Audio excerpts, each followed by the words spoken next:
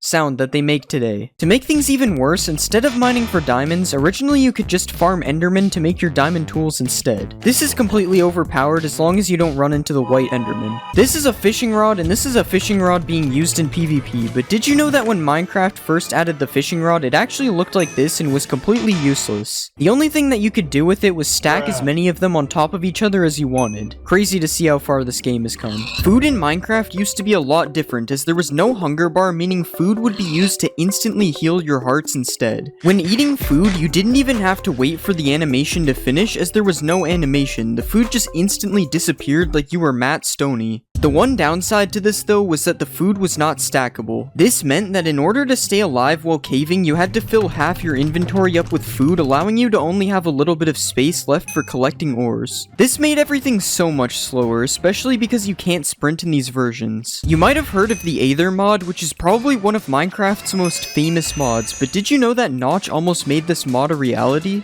In Beta 1.6, a sky dimension was added to the game and could be accessed using mods. Notch said that this dimension could have been a dream world where the player would have a random chance of being teleported to while sleeping in the game. Unfortunately, this dimension was never added to Minecraft, and instead this concept was later turned into the end. Speaking of sleeping in Minecraft used to be really annoying. In older versions of Minecraft, when trying to sleep in an area that was accessible by mobs, the game would wake you up every time a hostile mob was standing near you, even if you were separated by a wall. This made sleeping basically impossible unless you had a nuclear fallout shelter to sleep in. We've talked about some of the things added for April Fool's updates already in this video, but one of the most interesting April Fool's updates was 1.rv-pre1. Kind of a weird update name in itself. In this update, a few items were added, such as the ankle monitor, 3D glasses, and even a smartwatch. They even added a USB charging block, which could be used in the exact same way that a redstone block is used today. Now, obviously all of these items were added as a joke, but it would be kind of funny to put somebody on house arrest in your Minecraft world. Apparently you can clutch using the new wind charges. Okay, so let's just jump off here. And yes, this one is true. I didn't take any fall damage. And speaking of fall damage, does a breeze take any fall damage?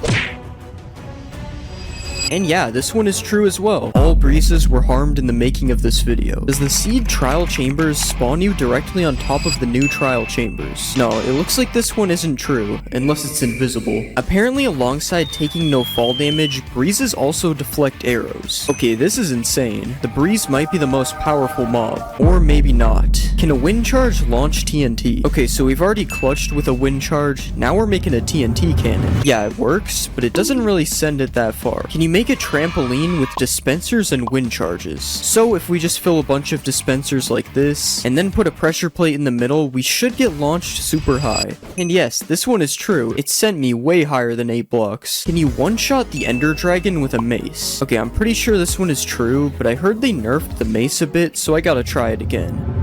And yeah, this one is still true, although this isn't much better than just using beds. Apparently there is also new Minecraft credits. I don't actually know if this is new. Has anyone ever seen this background? Does a mace work with slow falling? This is so slow. They weren't messing around when they said slow falling. No, this one is not true. You have to risk death to use the mace. Can you put channeling on a mace? No, you can't put channeling on the mace. You cannot become Thor. Can you make a warden trial spawner? Yeah, if you right-click the trial spawner with a spawn egg, you can make any type of trial. I think I'm gonna be doing this from now on. Does mining a trial spawner give you loot? No, it gives you nothing. It's just a waste of time. Can you mine a trial spawner with Silk Touch? I'm gonna regret breaking this thing again, aren't I? Yeah, this one is also not true. There is no reason to break the trial spawner. Apparently you can't suffocate in a copper grate. So if I just press this lever here, yeah, I'm just chilling. Kinda looks like I'm in jail though. Guys, please subscribe so I can make bail. Does a beacon beam shine through a copper grate? Yes, this one is actually true, but it doesn't change the color of the beam, unfortunately. Will the luck effect give me better trial loot? Who put cave spiders in a trial? Yeah, this one is probably not true. I don't think this is very good loot. Are spiders afraid of armadillos? So this one doesn't really make any sense. I don't know what kind of gang rivalry they have, but it's true. Will a wind charge travel forever if it doesn't hit anything? So let's throw a wind charge. Yeah, that one traveled really far, so I'm gonna have to say it's true. Can you dye wolf armor? Yeah, this one is true. Now dogs can finally have some drip. And apparently you can also dye horse armor? I've never heard of this before, so let's see. Okay, it obviously doesn't work with diamond, but let's check leather. Yeah, this one is true. Has this always been in the game and I'm just stupid? Every time there's a new update, we gotta try to Jeb underscore a mob. Nope, you cannot get rainbow dog armor. What about putting an armor trim on dog armor? No, this one is also not true, but it's understandable, because that would be too much drip, honestly. Apparently mobs can't see you through copper grates, so I'm just gonna put myself in jail for the second time this video. And yeah, the mobs just can't see me. I guess these fences really work. Can you break a decorated pot with a firework? So I've heard of breaking these with projectiles, but not a firework. And yeah, this one is true. That's actually really cool. And not only can you break one decorated pot, apparently you can break multiple at once. Yeah, this one is true as well, and it's actually super satisfying to watch. Can you shear a wolf to remove its armor? Okay, so they're just making anything up now. Never mind, this one is true, for some reason. Why? And you can also dispense a brush onto an armadillo for a scute. I bet you didn't expect that, because it doesn't really make any sense. And just when you thought it can't get weirder, there is apparently an infinite scute glitch. Yeah, this only works in creative for some reason, because the brush will break in survival, but it's still kind of funny that my man can just never go bald. Apparently there are multiple new music discs in 1.21, so usually there is only one new music disc, but yeah, it appears there is more than one new music disc this time. Why does this sound like an epic Christmas song? Can you name a boat in 1.21? So I'm pretty sure I've tried this before and it doesn't work, and yeah, you still can't name a boat. Nothing has changed. Is there a new copper dimension in this update? Of course there isn't. Mojang is never gonna add a new dimension. Does a copper bulb stay activated with no redstone? So let's just break all this. Yeah, this one is true. I wonder if it ever runs out or just kind of stays like this. Speaking of running out though, apparently oxidized copper bulbs are dimmer. Yeah, this one is true. So I guess it does sort of run out unless you got some wax. Can you make ominous splash potions? Nope, I can't even put the ominous potion in the brewing stand. Does the new oozing potion cause an infinite slime glitch to happen? So if you kill something with an oozing effect, it drops slimes. But what happens if you kill a slime with the effect?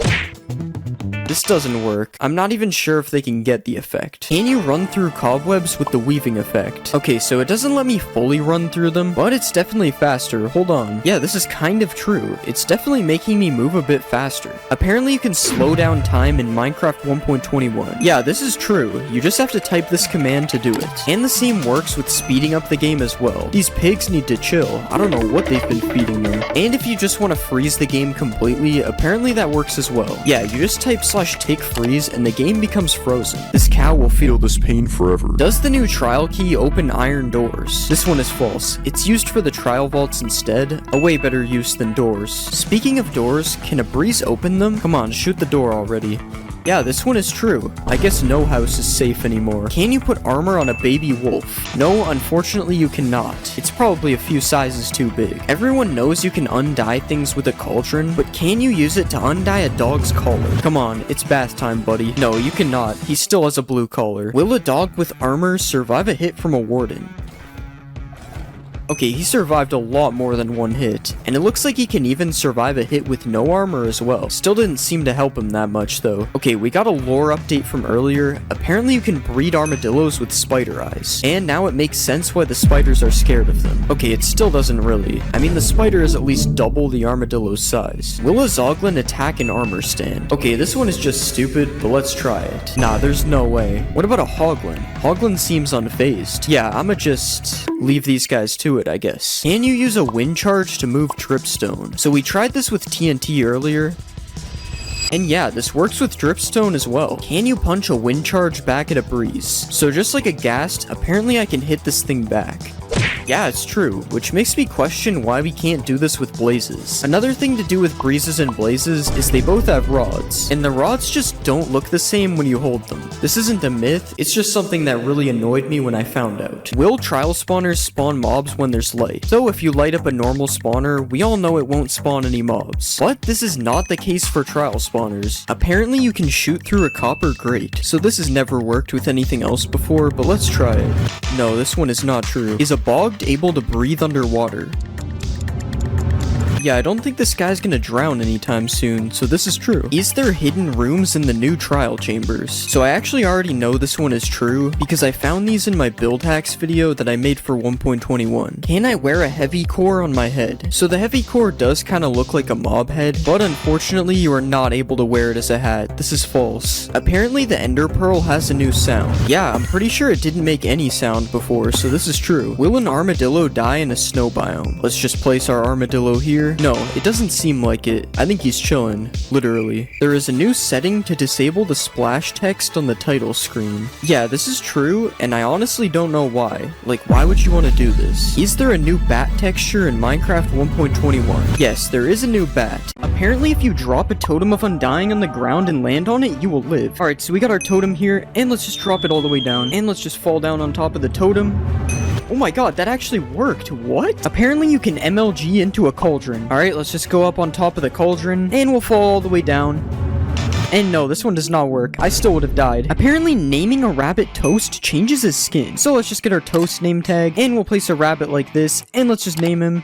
And yeah, it actually changes his skin. I've never seen this skin before. That's actually pretty cool. Apparently, an Enderman can stand in a cauldron. So, as you know, when you put an Enderman in water, it just TPs away like that. But what if you put an Enderman in a cauldron? Wow, he's actually just standing in the water. He doesn't even TP away. Can fish breathe on land with water breathing? Alright, this one sounds really stupid. There's no way this will work, but let's try it. And now the fish has water breathing, so let's see if it suffocates. Okay, yeah, the fish is taking damage and he died. This one is false. Apparently a gold pickaxe mines faster than netherite. So this is how fast netherite is able to mine stone, and this is how fast gold is able to mine stone. This is actually true. It's noticeably faster. But for some reason, when you put efficiency 5 on both of the pickaxes, the netherite one becomes faster. I don't even understand how that works. Apparently you can make glowing signs. So if we just take our regular sign here, and we get a glowing sack, apparently this will make it glow. No way, it actually makes it glow. How did I not know this exists? Apparently you're also able to dye signs. Alright, so it's the same thing as the ink sac. And yeah, this one works as well. This is so cool. You guys should definitely do what it says on the sign, by the way. It's not me telling you, it's the sign. Apparently you can tow a boat with a lead. So we have our boat right here, and let's just right click it with the lead, and nothing seems to be happening right now. But what if I put a pig in the boat, and then I put a lead on the pig? Okay, it just takes the pig out of the boat. This one isn't true. Apparently 1 block of water is able to hydrate crops that are 4 blocks away. So let's just put our water here, and we'll just hoe all this dirt. And yeah, it's hydrating the crops all the way over here, even though the water is here. Can you smelt an iron door into iron nuggets? So as you know, you can smelt gold and iron tools into nuggets like this. As you can see, I have a nugget right here, but can you do this with iron doors? No, it doesn't look like anything's happening. This is false. Will a baby villager jump on a bed? So let's just spawn a baby villager like this, and apparently he's supposed to just jump on this bed randomly. Okay, well right now he's following his parent, so we have to take care of that. And now let's see if he jumps on this bed. Okay, he's standing on the bed, and yeah, he's jumping on the bed. This one is true. Apparently throwing an XP bottle upwards gives more XP. So let's just throw it down first, and we got exactly 1 level. And now let's try throwing the bottle upwards, and we got a little bit more XP. This one might be true, but it also might be random, so I'm not really sure if it's true or not. Apparently there's an easy trick to find diamonds 100% of the time. So if we go to the middle of a clay patch like this, and then we go 6 blocks south, apparently under the 7th block there will always be diamonds. So let's just mine down like this, and we found gold, but that's not diamonds, so let's keep mining. And we've hit the void, and there's no diamonds. I don't think this one is true. Apparently a hoglin can survive a 50 block fall. So we have our hoglin here, and I'm sorry buddy, but you're going off the edge. And no, the hoglin did not survive. This one is false. Apparently you can sleep underneath lava without dying. So we have our lava bed here, and let's just sleep in the bed. And wow, this is actually working. How am I even sleeping in here? Speaking of dying in lava, lava, apparently witches can't die in lava as well. So let's spawn a witch, and she's dying right now. Oh wait, they actually drink the fire res pot and live. This one's true, witches can't die in lava. Apparently the top of a desert temple fits a full beacon perfectly. So let's just fill in all of this with netherite, because you know this is a perfectly legit beacon. And yeah, now we have a perfectly fitting beacon. I guess we know who really built the pyramids. Apparently you can use a sweet berry bush to clutch. And yeah, this one is true, I took no damage. Apparently a shield can block splash potions. So let's put a harmful potion in this dispenser, and let's just hold our shield out like this.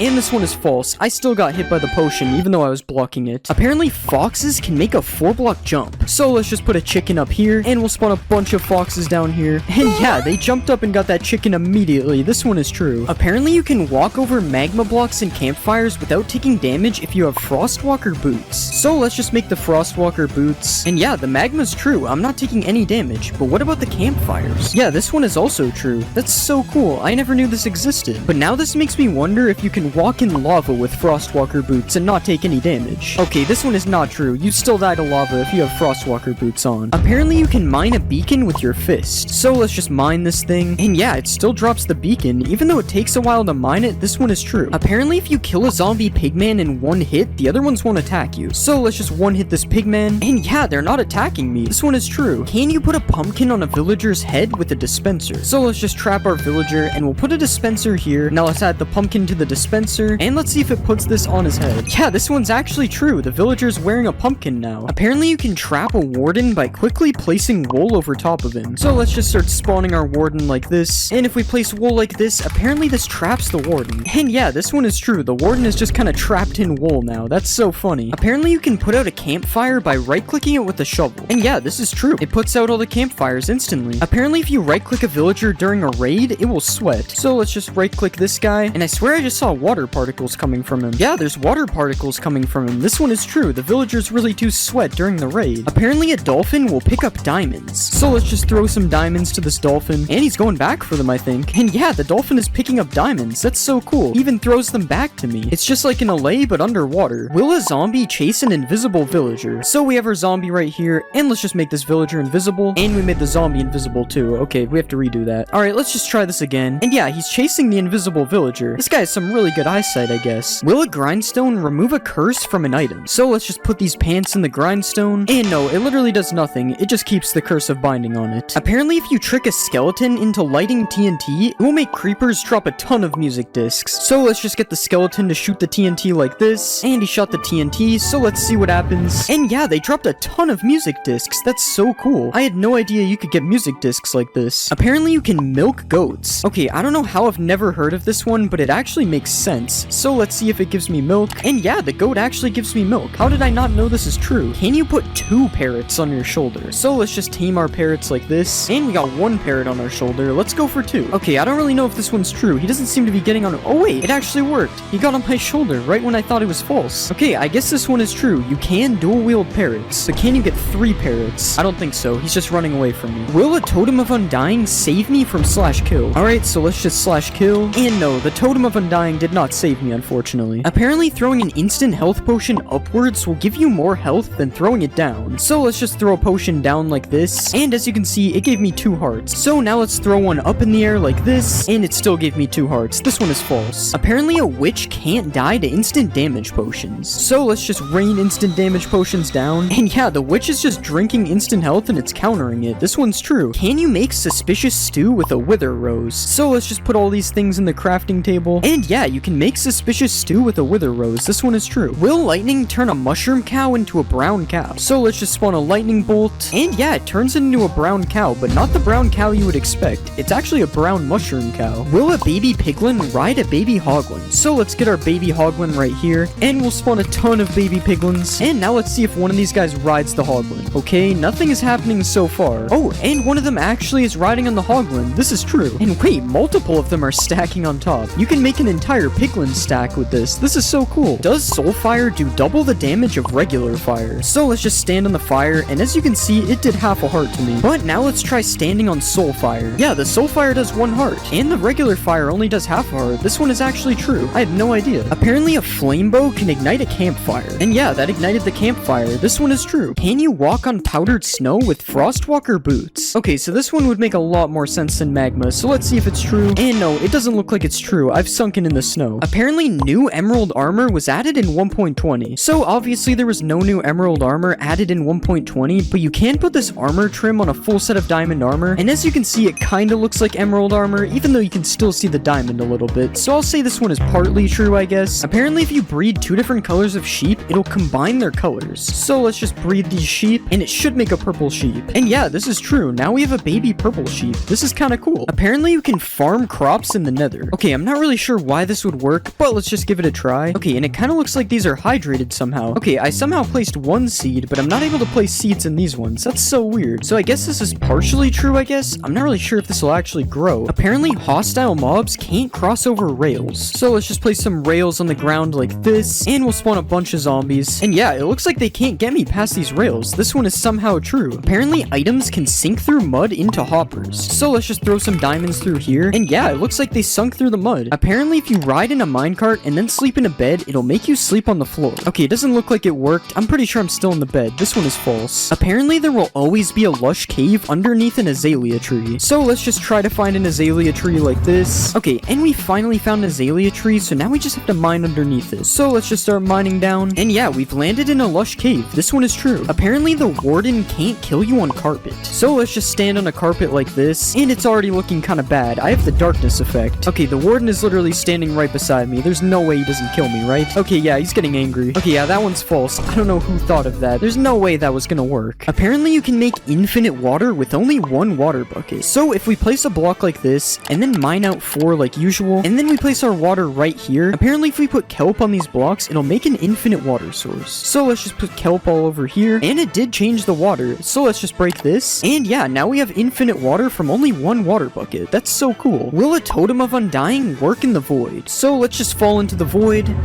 And no, the Totem of Undying does not work in the void, unfortunately. Apparently, iron golems don't take fall damage. So let's just push this guy off, and let's see if he takes fall damage. No, he actually didn't take fall damage. This one is true. I guess that's what happens when you're made of iron. You're just invincible. Can you mine lapis ore with a stone pickaxe? So we have regular lapis, and let's just break it with a stone pick. And yeah, it actually dropped the lapis. This is true. But now, can you break deep slate lapis with a stone pick as well? Yeah, this one also works. I guess you only need a stone pick to collect lapis. Is a diamond and a turtle egg the same texture? So we have our diamond right here, and we also have our turtle egg. And yeah, I can actually kind of see the similarities. Like, they have the exact same shape, and the shading is kind of the same as well. I don't know. Let me know if you think these are the same texture or not in the comments. I'm pretty sure that they are. Apparently, if you dig straight down at your world spawn, there will always be diamonds. So let's just start digging straight down from where we spawn, and there was no sign of diamonds anywhere. This one is unfortunately false. Can you survive a fall by landing on a watermelon? So the logic behind this one is because it has water in the name. And no, it's not true. It was pretty obvious it isn't true, to be fair. Apparently, you can run over a 1-block gap. So let's just get a running start from back here.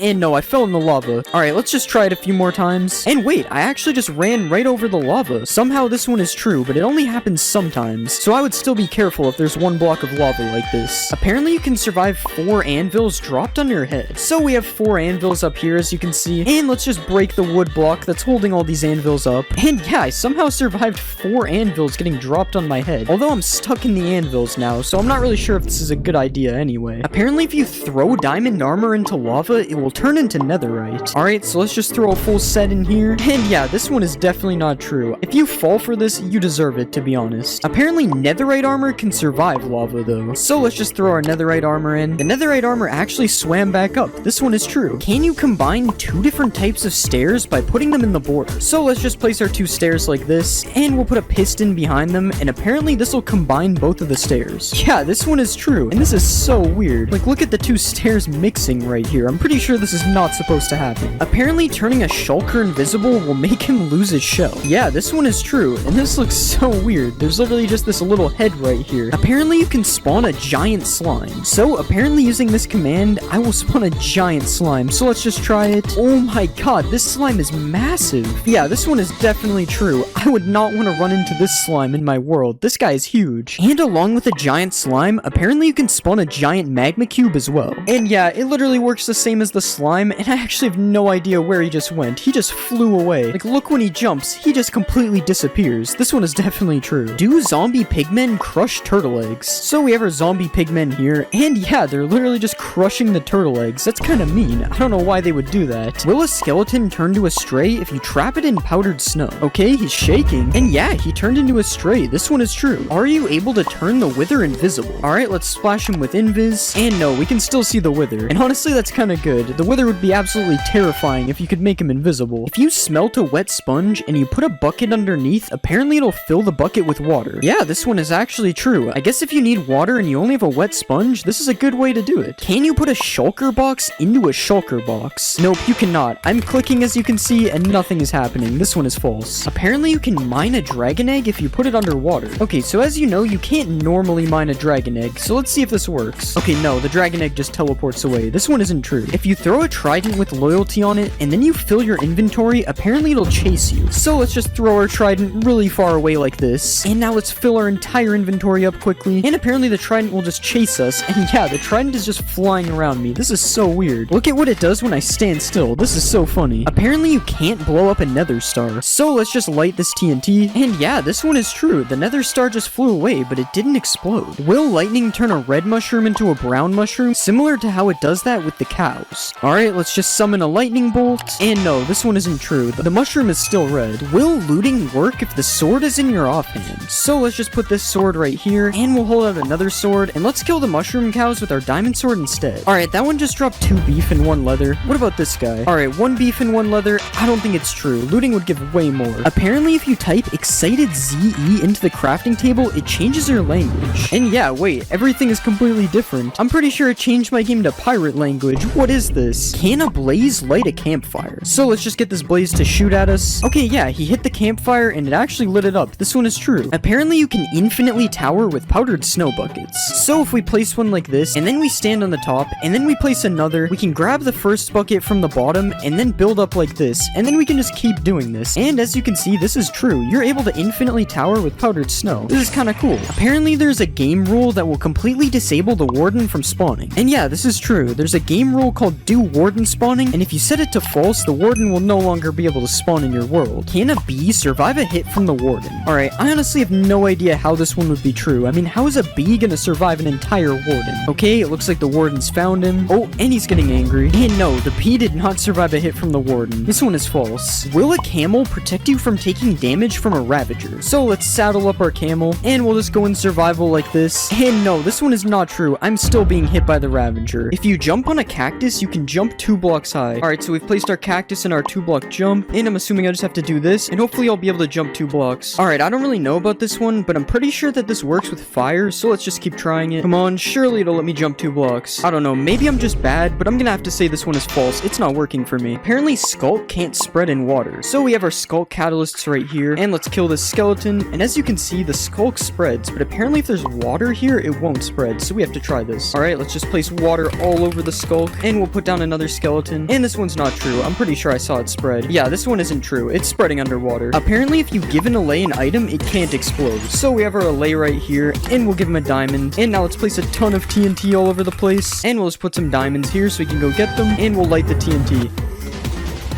The TNT didn't really hit him, but I didn't see him take damage. He just kind of got blown away, so I'm gonna say this one is true. Apparently, if you Ender Pearl and then go in the end, it'll send you back to the overworld. Okay, and we'll just throw an Ender Pearl all the way over here, and now let's go in the end, and it should TP us any second. Okay, yeah, this one is false. It would have TP'd us by now. Apparently, all cats in a witch hut spawn as black cats. So as you can see, there's already a black cat right here, and we'll spawn our cats in the witch hut, and yeah, they're all black cats. That's so crazy. And as you can see, if I go over here, they're just normal cats. So it's literally just the witch hut. Wow, that's so weird. Apparently in the new update, you can summon the white enderman with a command. So I'm typing the summon command, and I don't see anything coming up for white enderman. This one is false. Apparently ancient debris resembles an old warped log. So we have a warped log here, and as you can see, this is what it looks like, and here's an ancient debris beside it. Apparently this is supposed to be an old warped log. It doesn't really look like it on the sides, but the top looks pretty similar, so I don't really know if this one is true. You guys let me know if you think this resembles a warped log or not. I honestly don't know. Apparently there's a secret room under the village well. I'm pretty sure these village wells have been in Minecraft forever, so I'm pretty sure I would know about this if there was a secret room. And let's just mine the blocks out under here. I mean, there's a cave down here, but I'm pretty sure that's not a secret room. This one is false. Apparently, there's a secret new deep dark villager. So let's just spawn a villager. And no, this is just a normal villager. There's no new deep dark villager in this game. I'm sorry. Apparently, there's a secret room hidden under the igloo. So if we break this carpet here, there's supposed to be a hidden room somewhere under here. Wait, there's actually a trap door. And there's a ladder down to the bottom. What's down here? And yeah, there's actually a secret room down here. And it looks like there's a thing to cure a zombie villager down here. And you get this chest with a golden apple, so all you need is a weakness potion. Oh wait, you can actually get a weakness potion here too, so you can literally just cure this villager right here. That's so cool. Apparently, sniffers can sniff for seeds in the end. So we have our sniffer right here, and let's see if he can find some seeds. Alright, he's sniffing the air. This might be true. Okay, he's been sniffing for a long time, and he hasn't found anything yet. I don't think this one is true. Apparently, there's a new bat in the new update. So let's just spawn a bat right here. And yeah, this is actually a new bat. This looks so cool. Apparently, you can now put items in a decorated pot. So we have our decorated pot right here, and let's just right click it with these diamonds, and it's doing something. Okay, now let's right click it to see if they're in the pot. Okay, I don't know, the pot's just kind of wiggling. Maybe we have to break the pot. And yeah, the diamonds came out of the pot. This one is true. You can put items in pots now. Can you break pots with arrows? Alright, let's just shoot the pot. And yeah, this one is true, but it only drops bricks. It doesn't drop the pot. And just to be clear, you can break pots with every projectile, not just arrows. Can you give a snow golem fire resistance? Alright, so we have our snow golem right here, and let's just splash him. And yeah, he has particles, but does this actually work? And yeah, the snowman is just swimming in lava and not dying. This is the weirdest thing I've seen. Does an evoker turn blue sheep red? Alright, so we have our blue sheep here. I don't really know why this one would work, but let's just spawn our evoker, and he's doing something. And the sheep actually turned red.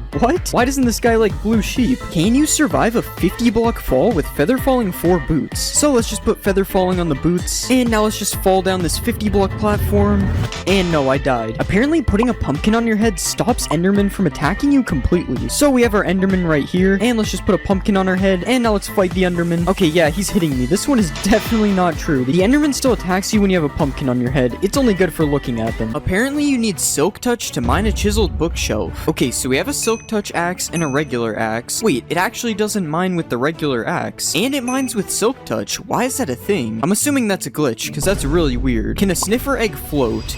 Yeah, it can float. Is there something the sniffers are hiding from us? Wait, will the egg hatch in the air?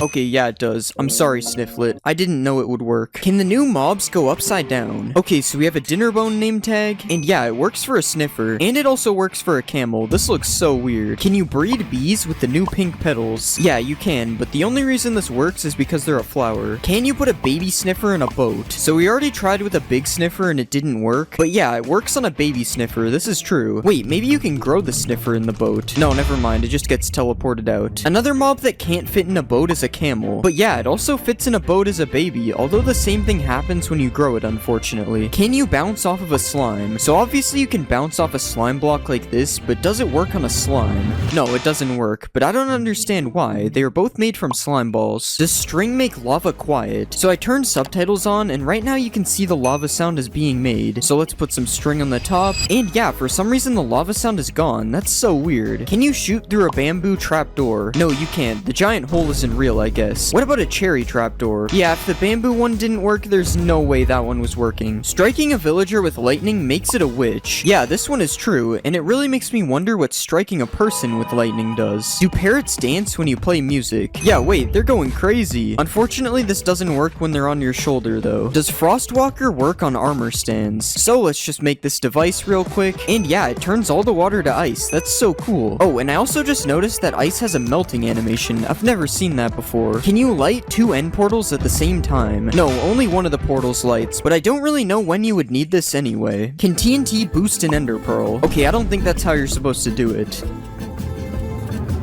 Yeah, I don't know if it made it go any further, but it definitely got boosted. Do frogs eat silverfish? No, it doesn't look like they eat these guys. This one is false. Can you hoe dirt on top of a chest to open it? So we have dirt, and we have a chest. And as you can see, it can't be opened. And yeah, hoeing the dirt makes it open. This one is true. Can piglins use a totem of undying? Here you go, man. Take the shiny object. I think it has to be a baby, because the big ones are already holding something. And yeah, it actually works. The baby survives with a totem. You can light a campfire by setting yourself on fire. Alright, as you already know, don't try this at home. No, it doesn't work. I set myself on fire for nothing. Can you jump 9 blocks with these 3 potions? So we have speed, slow falling, and jump boost.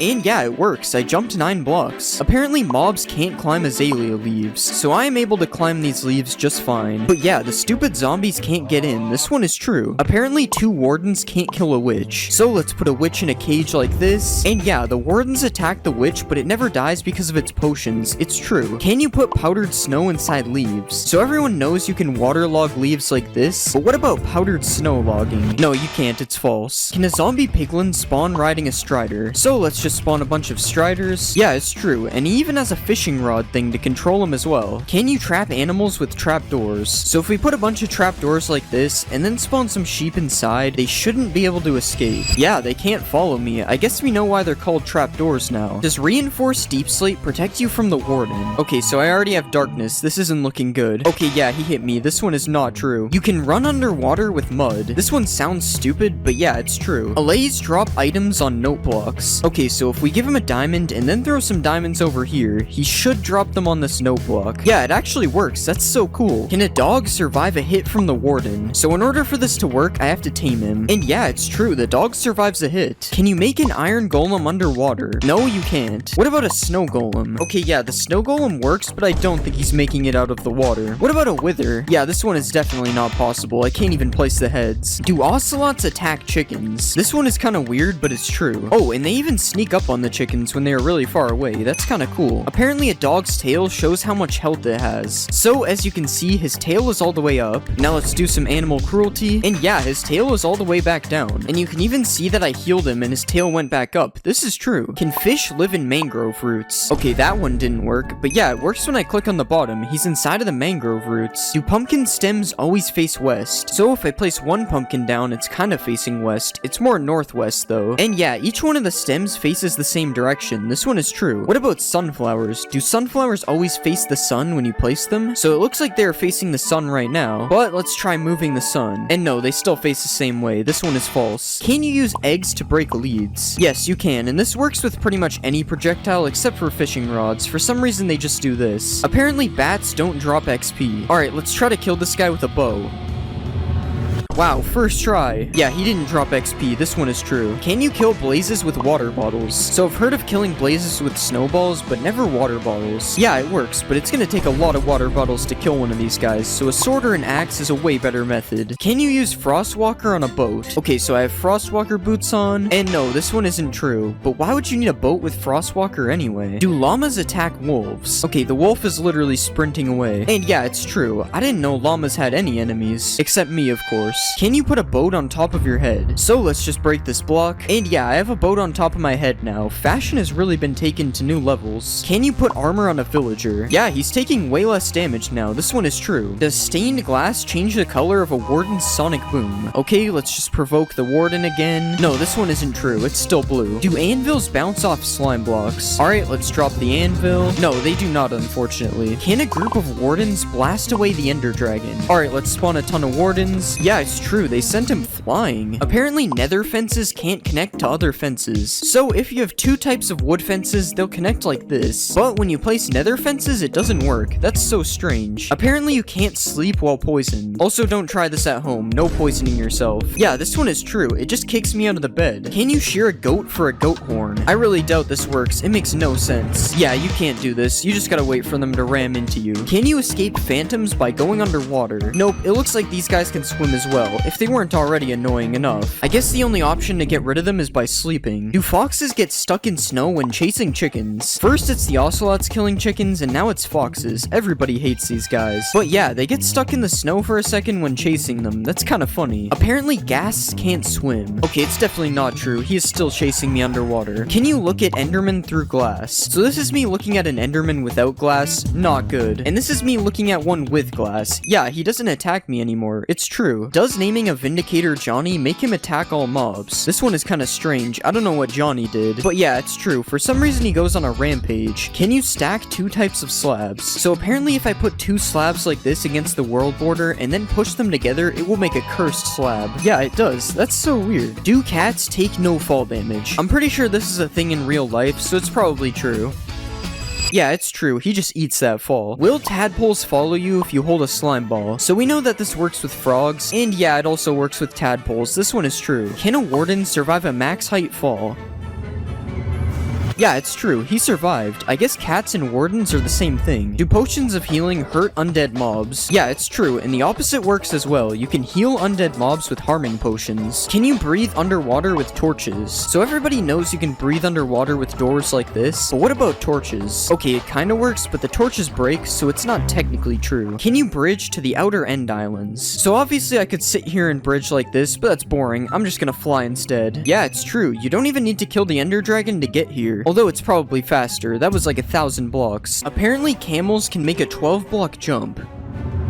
Yeah, it's true, they need this guy in the NBA. But now let's see if a camel can protect you from the Ender Dragon. This is kind of a weird situation. How would a camel even get to the end? But yeah, it actually works, but it's not looking good for my camel. Are beehives more common in Cherry Grove biomes? Okay, there's literally 3 of them right here. It's definitely true. Does weakness stop you from being able to attack mobs? Okay, so I can still attack mobs when I have weakness, but when I punch the mobs, it doesn't work. So this one is kinda true. Apparently you can't attack a camel's head. This one seems kinda weird. I'm sorry, camel, if this doesn't work. Oh, it's actually true. How is this possible? Can you put armor trims on an elytra? No, you cannot. What about armor trims on a turtle shell? You actually can, and this thing looks really cool. I'm definitely gonna start wearing turtle helmets. Can you breed camels with cactuses? Alright, let's just feed them both some sharp objects. And yeah, somehow this one actually works. Do all camels run the same speed? So everyone knows that each horse moves at a different speed, but does this also work for camels? Okay, it's been 10 seconds and he made it here. Now it's time to try a different camel. Okay, it's the exact same speed. This one isn't true. Using the seed sniffer spawns you near a ruin with a sniffer egg in it. Okay, we got an ocean, but it's not a warm ocean. This one is false. Do hanging signs fit less text than a regular sign? So there's 60 characters on a regular sign, and there's only 40 characters on a hanging sign. This one is true. Is there a secret room in a desert well? No, it doesn't look like it. What about in a jungle temple? I mean, yeah, there's a hidden room, but it wasn't added in 1.20, so I'm gonna say this is false. Can you shoot projectiles through a nether portal? Okay, it doesn't seem to have gone through, but let's check. There's no way to really tell. We need a wall. And yeah, there's actually arrows on the other side. This one is true. Do piglins wear mob heads? There's no way this one is actually true. This looks so funny. Wait, what if you use a piglin head on a piglin? Okay, this one is really cursed. He has double ears. Powdered snow stops you from burning in the nether. Don't try this at home, guys. And yeah, it works, but you don't get to keep the snow. It's a one-time use. Wait, if it stops burning in the nether, you can probably clutch with it as well. Yeah, this one is true, and it also doesn't melt. Can you light a nether portal with a bed? This one is true, but it's just the explosion doing it, not the bed. Does a cursive binding book get stuck in a bookshelf? No, it doesn't. I can still take it out. Do jukeboxes emit particles when you play music? Yeah, this one is true. I've never seen this before. Can you die from dehydration in Minecraft? Obviously, there is no thirst meter in Minecraft, but apparently with this command, it will say you died of dehydration. Yeah, it's true. I guess I gotta start drinking some liquids. Can you make a giant cherry tree? Okay, it doesn't grow into one giant tree. And yeah, that doesn't really look that much bigger than normal either. Are emeralds more common in cherry biomes? I don't really know how to test this one, but I'm seeing some emeralds, so at least they do spawn in a cherry biome. I have no idea if they're more common here though. Does a camel fit in a boat? No, it does not. This guy is way too big. What about a sniffer? A sniffer also doesn't fit in a boat. This is sad. He'll never be able to become a pirate. Apparently there's a new way to get command blocks. So if you click on options and go to controls, you can enable operator items tab. And yeah, now when you're in creative, there's this new tab with all sorts of blocks you had to use /give for before. Does a sniffer egg survive being hit by an anvil? So if you do this to turtle eggs, this is what happens. So I wonder if the same thing happens with sniffer eggs. Yeah, the sniffer egg somehow survives, that's insane, but the anvil doesn't drop this time. What about TNT? Okay, it's not that strong. RIP Snifflets. Does waterlogging a skulk shrieker stop it from making noise? Yeah, it's not making noise. I wonder if this also stops the warden from spawning. No, it does not. Does killing an elder guardian drop an armor trim? Okay, nothing so far. And yeah, tied armor trim. These guys can also drop fish, which is kind of weird. I don't think they are fish. Is there a hidden gold block in the new trail ruin structure? Okay, so I definitely meant to do do what just happened, and I don't really see any gold blocks here. I'm gonna say it's false. Do diamonds spawn under the middle of trail ruins? Okay, so this looks like the center. Let's dig down. There's no diamonds, it's false. Everyone knows you can name a sheep Jeb and it turns rainbow, but does this work for a sniffer? No, it doesn't. What about naming a camel? No, this one also doesn't work. I guess we're stuck with regular mobs. Can piglins open doors? Wait, they actually can. That's so cool. Can you break bamboo blocks faster with a sword? Okay, so this is with a fist, and this is with a sword. I don't think it's any different. Apparently, XP bottles can make a block of redstone or glow. Yeah, it's actually glowing, and that's a lot of particles. You can also just do this by right-clicking it, though the XP bottles don't really matter. Apparently there is blue magma in Minecraft 1.20. Oh my god, there actually is. No way. It's definitely not fake. Do torch flowers emit light just like torches? Oh wait, I probably need to turn off full bright. No, it's still really dark in here. The torch doesn't mean anything. Can you use a brush on a dragon egg? So when you right click a dragon egg, normally it teleports away. But what if you use a brush? No, it still teleports away. I guess you can't clean your dragon eggs. Can you put armor trims on horse armor? No, unfortunately you can't give your horse some drip. If you put a flower into a crafting space, it turns into a single color of dye, but apparently you can craft a pitcher plant into 2 dyes. Yeah, this is true. I guess the flower is just so big it gives you 2 dyes instead. Is rain invisible through black glass? So this is what rain looks like through regular glass. You can still see it. And this is what it looks like with black glass. This one is true. I wonder if it also works on snow. Yeah, it does. Can you dye the highlighted part on the new decorated pot? No, it's still yellow. This one isn't true. Is there a new bamboo village in the jungle biome? Okay, so when I use /locate, I'm not really seeing anything that would be a bamboo village. And I'm also not seeing anything in this jungle. This one is probably false. Can you smelt netherite armor and tools into netherite scraps? So everyone knows you can do this with gold and iron armor and tools, but it doesn't seem to be working with netherite armor or tools, so it's false. I don't see why you would ever need to do this anyways, so that's probably why. Can you dry a wet sponge using a campfire? Okay, so you can't place the sponge on the campfire, so this is already not looking good. Yeah, the steak is cooked and the sponge is still wet. I don't think it's true. Is there a new cherry dimension in 1.20? Yeah, I think it's kind of obvious that this one isn't true. Wait, never mind guys, 100% real cherry dimension. Apparently sniffers can't drown because their eggs come from the water. Okay, he's sniffing the water. Maybe this one is true. Never mind, this is definitely not true. I'm also not gonna help him out of the water. I'm a hater. You can plant mangrove trees underwater. So if you place a regular sapling here, it just breaks. But yeah, the mangrove propagule can be placed underwater. Are phantoms afraid of cats? So let's place a bunch of phantoms down, and now we'll get some cats. And yeah, the phantoms don't seem to be attacking me. Also, this noise is terrifying. What is that? Can you clutch on a sniffer? So these guys look kind of soft, so hopefully this works. Okay, it definitely doesn't work. This is false. Can you put horse armor on a camel? No, you can't. And even if you could, you wouldn't be able to use the saddle, so it would suck anyway. Are villagers able to sleep in the nether? Yeah, this one is true. These guys somehow don't make the bed explode. Whoops, I didn't think that would happen. Apparently, the warden isn't actually blind. So in spectator mode, you can see what any mob sees by left-clicking on it, and that includes the warden, who is definitely able to see from what I'm seeing. Apparently, you can't name a mob name tag. Yeah, so you can't even name a name tag, but you can do it like this, so I guess it's false? Oh wait, I actually just found a way to do it technically. Does a potion of luck change the loot inside a chest? So this is the loot in the chest right now, and now I have the luck effect. And it's the same loot in the chest. This is false. You can make a minecart that infinitely moves. So apparently if you stack a bunch of minecarts in each other, they will never stop moving. Yeah, this one is true, and it's also really weird. Why does this work? Apparently a camel can survive a 50-block fall. Sorry man, I gotta do this.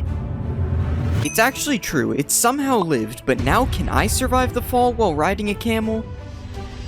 Okay, this one isn't true. The camel did not absorb my fall. Can a camel prevent you from being hit by mobs? This one is true. They're not hitting me. But I'm curious if this also works on the warden. Okay, it actually doesn't look like he can hit me. Wow, the warden's getting a little close. Naming your seed Cherry Blossom spawns you in a Cherry Blossom biome. It's true, but it's the smallest Cherry Blossom biome I've ever seen. Are all sheep pink in a Cherry Blossom biome? This one isn't true, but let's just pretend it is. It looks a lot better this way. Can you undye leather armor using a cauldron?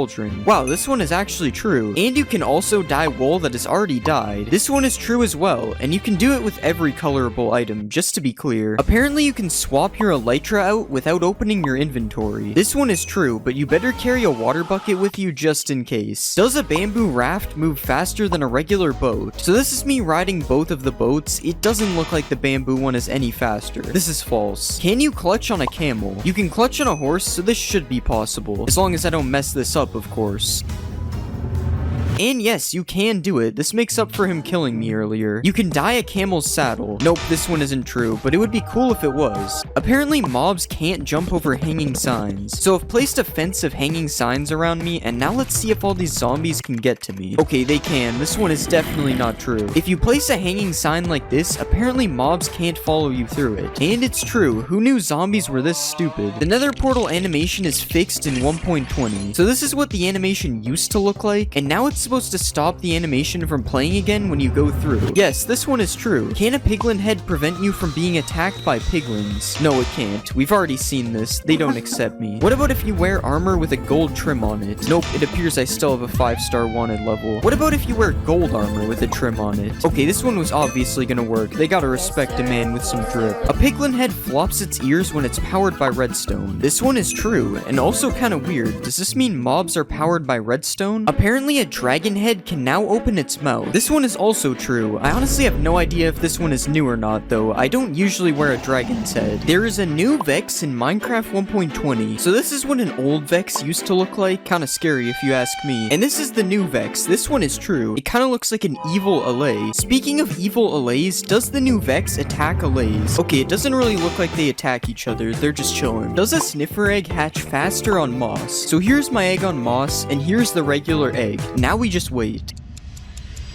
And yeah, this one is true. The egg on moss hatched way faster. You can make a sniffer carpet. This is actually just from my build hacks video. It's not really a myth. No sniffers were harmed in the making of... No, actually they were. I'm not gonna lie. Can you ride a sniffer? So my right click says you can't, but this command says I can. But since you can't do it without cheats, I'm going to say it's false. You can heal camels with cactuses. I can't imagine this one is true because of what I'm seeing right now. Okay, never mind. He somehow eats that. That's true. You are able to sprint on camels.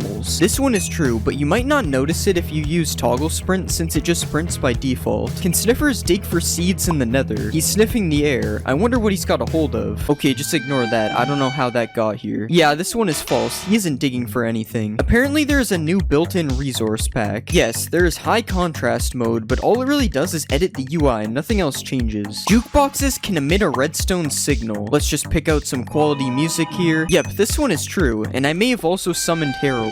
If you punch a decorated pot, it won't break. Yes, this one is true. It just drops the pot instead of the shards. And speaking of shards, can you copy them like an armor template? No, this one unfortunately isn't true. You're gonna have to find these manually. Are you able to craft a plain pot using just bricks? Okay, it's a good thing I'm bricked up for this myth. Yes, this one is true. I now have a lot of plain pots. Apparently you can get the ward armor trim for killing the warden.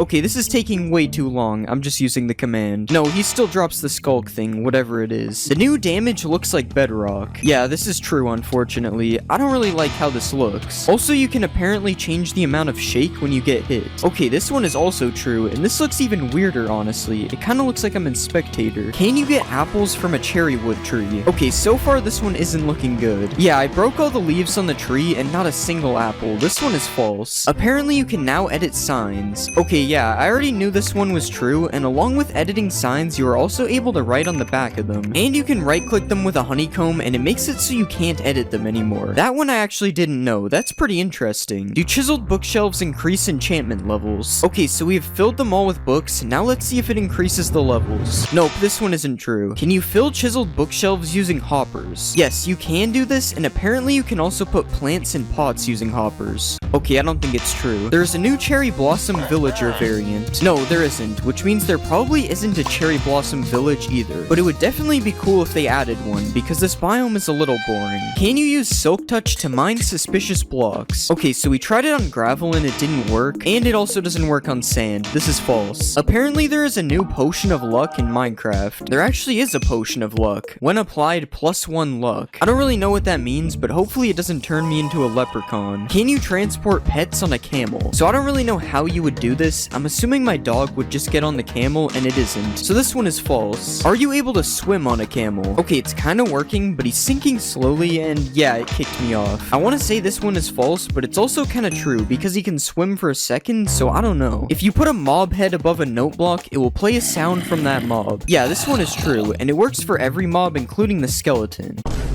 that was definitely real. Another thing you can apparently do is optimize your world. Yeah, this one is true, but I don't really know what it does. I think it's supposed to be for older worlds, because it didn't really seem to do anything. Can a sniffer survive a hit from the warden? Okay, so we have our sniffer and our warden. We just gotta wait for this guy to find him. He's kind of blind. Okay, the sniffer died in one hit. This one isn't true. But what about a camel? Can a camel survive a warden? We just gotta wait for this again.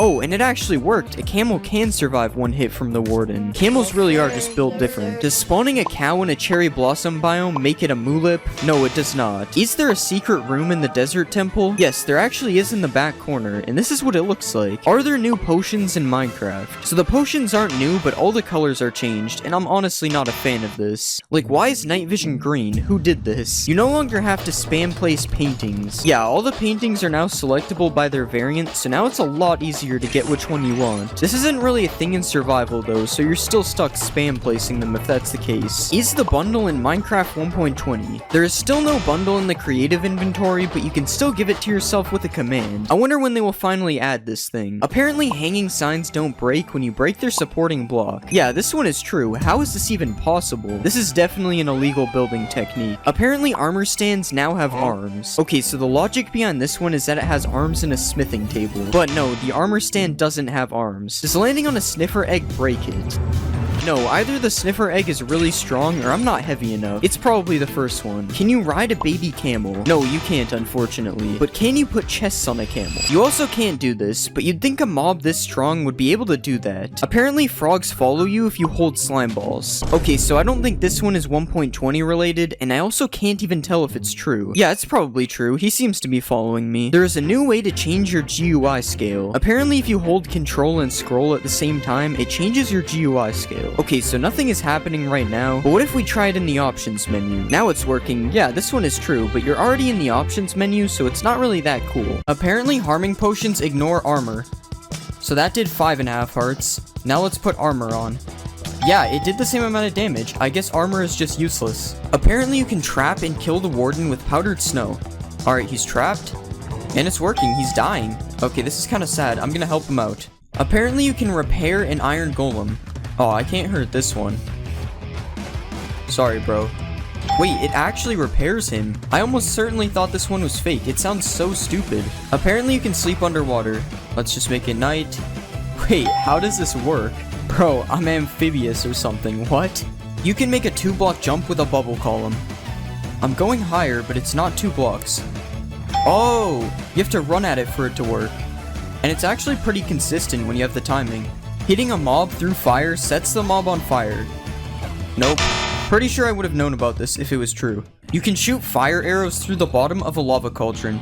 Wait, it works. You just have to angle it right. This is sick. As you know, you can block a beacon by placing a block above it, but apparently the beacon's beam can go through bedrock. Here it is with stone. As you can see, it blocks it. Now we'll try bedrock. What? I guess stone is stronger than bedrock now. That's so weird. Reinforced deep slate drops with silk touch. This is gonna take a while. I better not be getting trolled. We're almost there. And it did nothing. Nice. Apparently you can put thorns on an armor stand. So I have a full set of thorns 3 armor. Let's put it on the stand. No, I'm not taking any damage.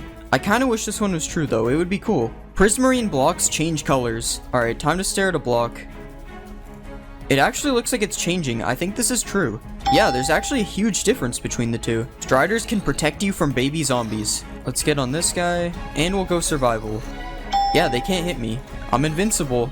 No baby zombie can ever kill me again. Apparently you can light 2 portals inside of each other. Alright, we have a weird portal. Oh, that would have been so cool. Mojang, please add this in 1.20. We need double portals. Mobs can't kill you in sugarcane. Let's put some zombies and a skeleton. Now I will set my game mode. I don't think it worked. This would be cool if it was true though. You get more experience from fortune. So I have a default pickaxe and a fortune 3 pickaxe. No fortune gave me almost 10 levels. And I got less levels with fortune. This one isn't true. Spiders can climb the world border. Not too sure about this one. Oh wait, he's doing the thing. Spider climbing the world border. Where will he go? Actually, when will he stop? This is getting dangerous. Apparently spiders also infinitely climb the world border. Apparently you can ignite TNT with a fishing rod. Now we just fish through the lava. Yeah, it works. I guess there's a reason to fish in lava now. Apparently you can also pull TNT towards you with the fishing rod. Yeah, it works. I have no idea why this would be useful, but it's cool. You can put a boat in a minecart. Wait, what? Why does that work? I'm pressing W and going backwards. This is so weird. Wait, what if I put a boat in a minecart in a minecart? Oh, it doesn't work. Apparently you can dodge Sonic Boom. Nope. Still no. Oh, you can. It's just hard because you have to do it really fast. Undead mobs don't burn underneath cobwebs. So I trapped a zombie and a skeleton in a hole. Let's set it to day. Wait, they're actually not burning. And as you can see, these guys are burning. This one is somehow true. This doesn't even make sense. Apparently ghasts can't see you behind cobwebs. I'm trapping myself in cobwebs. I don't think it worked, guys. Oh, not the underwater bed. Apparently rain kills snow golems. Slash weather rain. Wow, I've never seen something die so fast. Yeah, this one's true. You can kill the ender dragon with snowballs. I can't tell if I'm missing or if it doesn't work. Yeah, I don't think it's working. It's weird though because they aren't even hitting the dragon. Coal blocks last longer than 9 coal in a furnace. Time for some waiting. 9 coal finished first. I guess it's actually worth it to craft coal blocks. Holding control while using pick block gives you a chest with the same items. Now we have a ton of useful loot in this chest. And we just hold control. Yeah, it actually works. Awkward splash potions stop fire damage. Don't try this at home, guys. Nope, I'm still on fire. You can't spawn a wither in a snow biome. This one is true. I have no idea why, but it does work. Apparently you can MLG into a cauldron. Okay, I gotta line myself up perfectly. Nope, that's unfortunate. Apparently if you hold crouch, you can MLG on leaves in 1.19. Alright, I'm holding crouch. Nope, it still waterlogs it. Can you burn waterlogged leaves? It won't let me set them on fire. Yeah, it doesn't look like they can burn. Apparently polar bears attack foxes. I think it's true, but he's gonna have to catch him. I don't think the polar bear is fast enough. Alright, I'm gonna cut the video before the fox gets hurt. Oh. Apparently you can give a boat a name tag. Let's name it something cool and original. Oh yeah, I have to crouch. It's not working. Maybe we have to name the boat. Guys, please just do it. No, it still won't work. It's just a boat. Apparently deep slate ores give more XP. Okay, we got 8.5 levels from regular. And we got 9 levels from deep slate. Since the amount of XP you get is random, I don't think this is a big enough difference for it to be true. You can fish in a cauldron. Whoops. Yeah, there's no way I'm fishing anything out of here. You can't fish in a cauldron, but can you put fish in a cauldron? Nope, it just goes on top. Although sometimes the fish will go in the cauldron for a second. Killing a wither skeleton with a charged creeper always drops a skull. Oh, we gotta be quick here. There's 1. There's 2. There's 3. Either my luck is insane or this one is true. You can smelt nether gold into a gold ingot. Wait, it's smelting. Yeah, it works. I guess this should have been obvious, but you do only get a few nuggets from breaking it, so I wasn't sure. Apparently you can clutch with a skulk vein. Ow. No, you can't. Hostile mobs do not spawn in mushroom biomes. It's nighttime and I don't see anything spawning. Alright, there would definitely be mobs by now. This one is true. Apparently you can't milk a mushroom cow. Nope, you still can. And you can also milk them for soup. You can make a car in Minecraft. So if I put a pig in a minecart, it's supposed to be like a car. Well, I can only move backwards and I move very slowly, but I guess it's a car? Just like you can break an end portal frame, you can break bedrock with a giant mushroom. Nope, the bedrock is still there. I wonder why it works with end portal frames and not bedrock. Apparently bees can pollinate netherwort. No, it doesn't look like it. If you give a wither skeleton a bow, it will shoot fire arrows. So if I type this crazy command, I get a wither skeleton with a bow. And yeah, it's shooting fire arrows. That's terrifying. You can use gold nuggets as fuel in a furnace. No, you can't. I think you can in bedrock though. Apparently if you give a fox frostwalker boots, it will turn water to ice. We just need him to touch water. Nope, it doesn't work. I'm gonna need these back. Apparently you can't lose hunger on a boat. Okay, I'm giving myself hunger 200. It doesn't appear to be working. But if I don't have the hunger effect, it seems to be true. Apparently there's an infinite flower glitch. Yo, we're printing money. Wolves hunt down skeletons. So if I put this skeleton in a box... Oh, get out of here. So if I put a skeleton out of sight, apparently a wolf will hunt for it. I don't think it's working.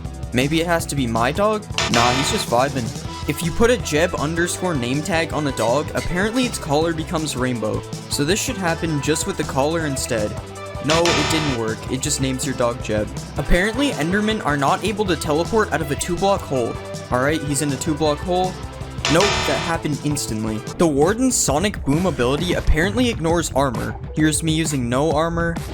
Okay, it did 2.5 hearts. Here's me with full netherite now. Wait, it did 3 hearts. It did more damage. What? Okay, apparently you also can't block Sonic Boom with a shield. What? No way, as if the Warden wasn't already powerful enough. Does mud dry out in the nether?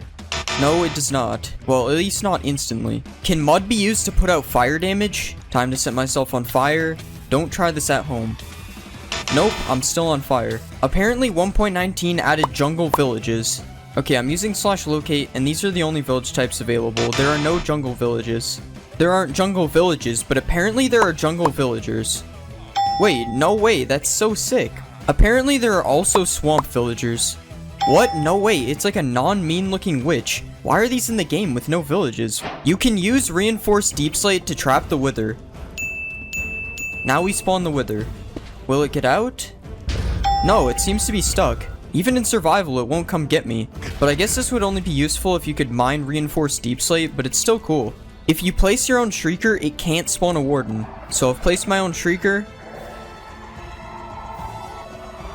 And yeah, it's been 3 times, and nothing has happened. This one is true. Apparently, there's a new portal in the deep dark. Let's light this. Wait, what? Okay, obviously I'm joking. This is a texture pack. Apparently, you can heal Vexes into LAs by giving them milk. Alright, I'm giving him milk and nothing is happening. This one is fake. Can you use goat horns to call goats over to you? He's looking at me. No, it does not work. He's not coming over here. Do you need Silk Touch to mine a Skulk Sensor?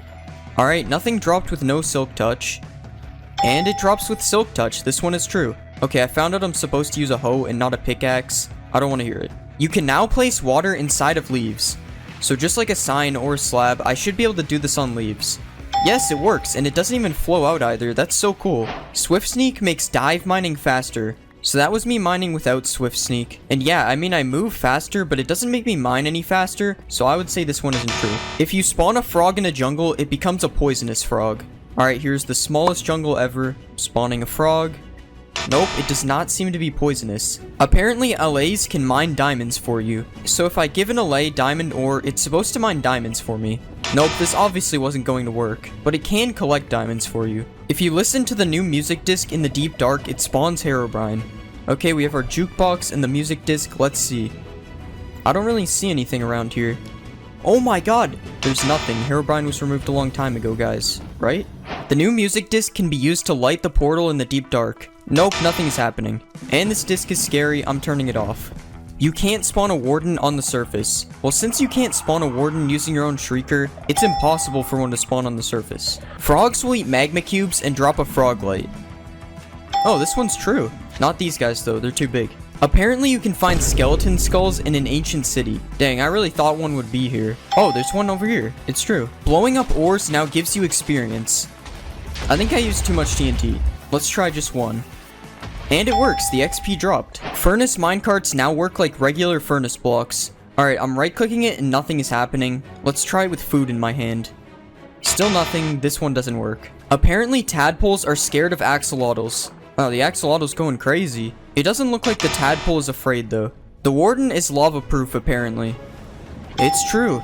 The warden is even more powerful than I thought. You can use water to silence skulk sensors. Yeah, it's making no noise, but there's still the pulse thingy. And as you can see, the redstone works, but it's making no sound. Apparently the Moo Bloom was added in 1.19. Oh guys, look, it's the Moo Bloom. No way, no way. Apparently mobs now spawn inside of nether portals. So I've built a portal on the nether roof, so they should have the best chance of spawning here. Okay, this one might be true, but it's going to take forever if it is. Can Alays use a Totem of Undying? We'll just put some lava. Nope, we'll put some lava. Wow, this guy's fast. Okay, we finally got him. And it worked. He used the totem to survive. That's crazy. You can place structures with the command in 1.19. Alright, /structure doesn't work. Okay, it's /place structure. And yeah, you can place any structure just like this. Just like this. Now you can beat the game in super flat. There are new secret paintings in 1.19, so you just do this command, and this should be a new painting. Yeah, it works. There are also 3 other new paintings you can get with this command. Apparently you sink in mud just like powdered snow. I don't appear to be sinking. It does lower you by like 0.1 of a block though. Using Riptide on a trident while riding a boat makes you go faster. Alright, let's get in a boat. Nope, I can't even use a trident in a boat. It doesn't even let me right click. The fletching table can now be used to make tipped arrows. Alright, I'm right clicking on it and nothing is happening. Let's try it in survival. Still nothing.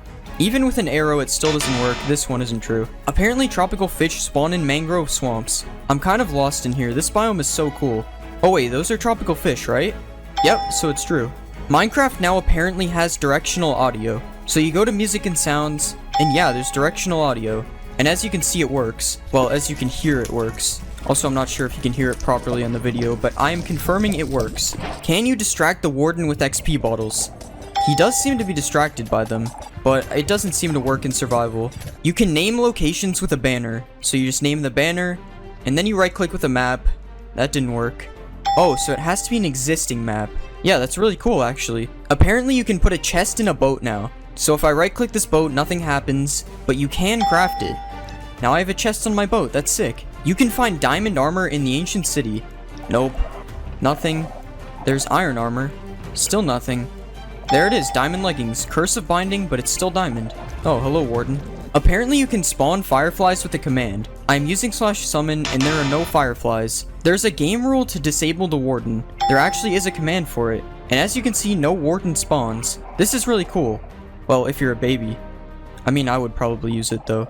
Apparently baby pandas can sneeze out a slime ball. We've got 1 million pandas here. I'm hearing them sneeze, but no slime balls. Okay, so apparently I have to spawn lazy pandas? Yeah, I've been waiting for a while and there are still no slime balls, so I don't know. You can use a book to spawn infinite dimensions. So all I have to do is throw the book in here. Nope, we're still in the nether. Okay, so this was actually from an April Fool's snapshot. I'm stupid. There's a secret redstone room under the ancient city. There is one. Okay, I already knew this, but maybe some people didn't, so here you go. Perfect place to get random redstone stuff. Apparently vines and glow lichen can be placed on soul sand, and it looks like you can. I have no idea why you couldn't do this before 1.19. Apparently walking on wool makes the skulk sensor not hear you. Yes, so this is one of the main features of the skulk sensor, and as you can see, it is true. Apparently there are alligators in 1.19. Of course there are alligators in 1.19, that's one of the main features. Apparently mangrove trees don't have saplings. Mangrove trees do not have saplings. You have to use these weird propagale things to grow them instead. Apparently the bundle has been added to 1.19, so there is no bundle in the creative menu, but I can give it to myself, but since there is still no way to obtain it, I would say this is false. Apparently minecarts with an attached block now stay together when you break them. Oh, it's actually true. I'm pretty sure this never used to exist, that's cool. Apparently you can use cheats in survival without enabling them. So as you saw, I made a world with cheats off. Yeah, it does nothing. I don't know why this would work. Apparently there's an advancement for killing a mob near a skulk catalyst. Let's just kill this guy quickly. Yeah, it spreads as the advancement. Apparently there's also an advancement for having every frog light in your inventory. Yep, there's also an advancement for that. Apparently the end portal frame texture is now different. Alright, you guys tell me if you can see the difference. This is a normal sized Minecraft player. As you can see, I am 2 blocks tall.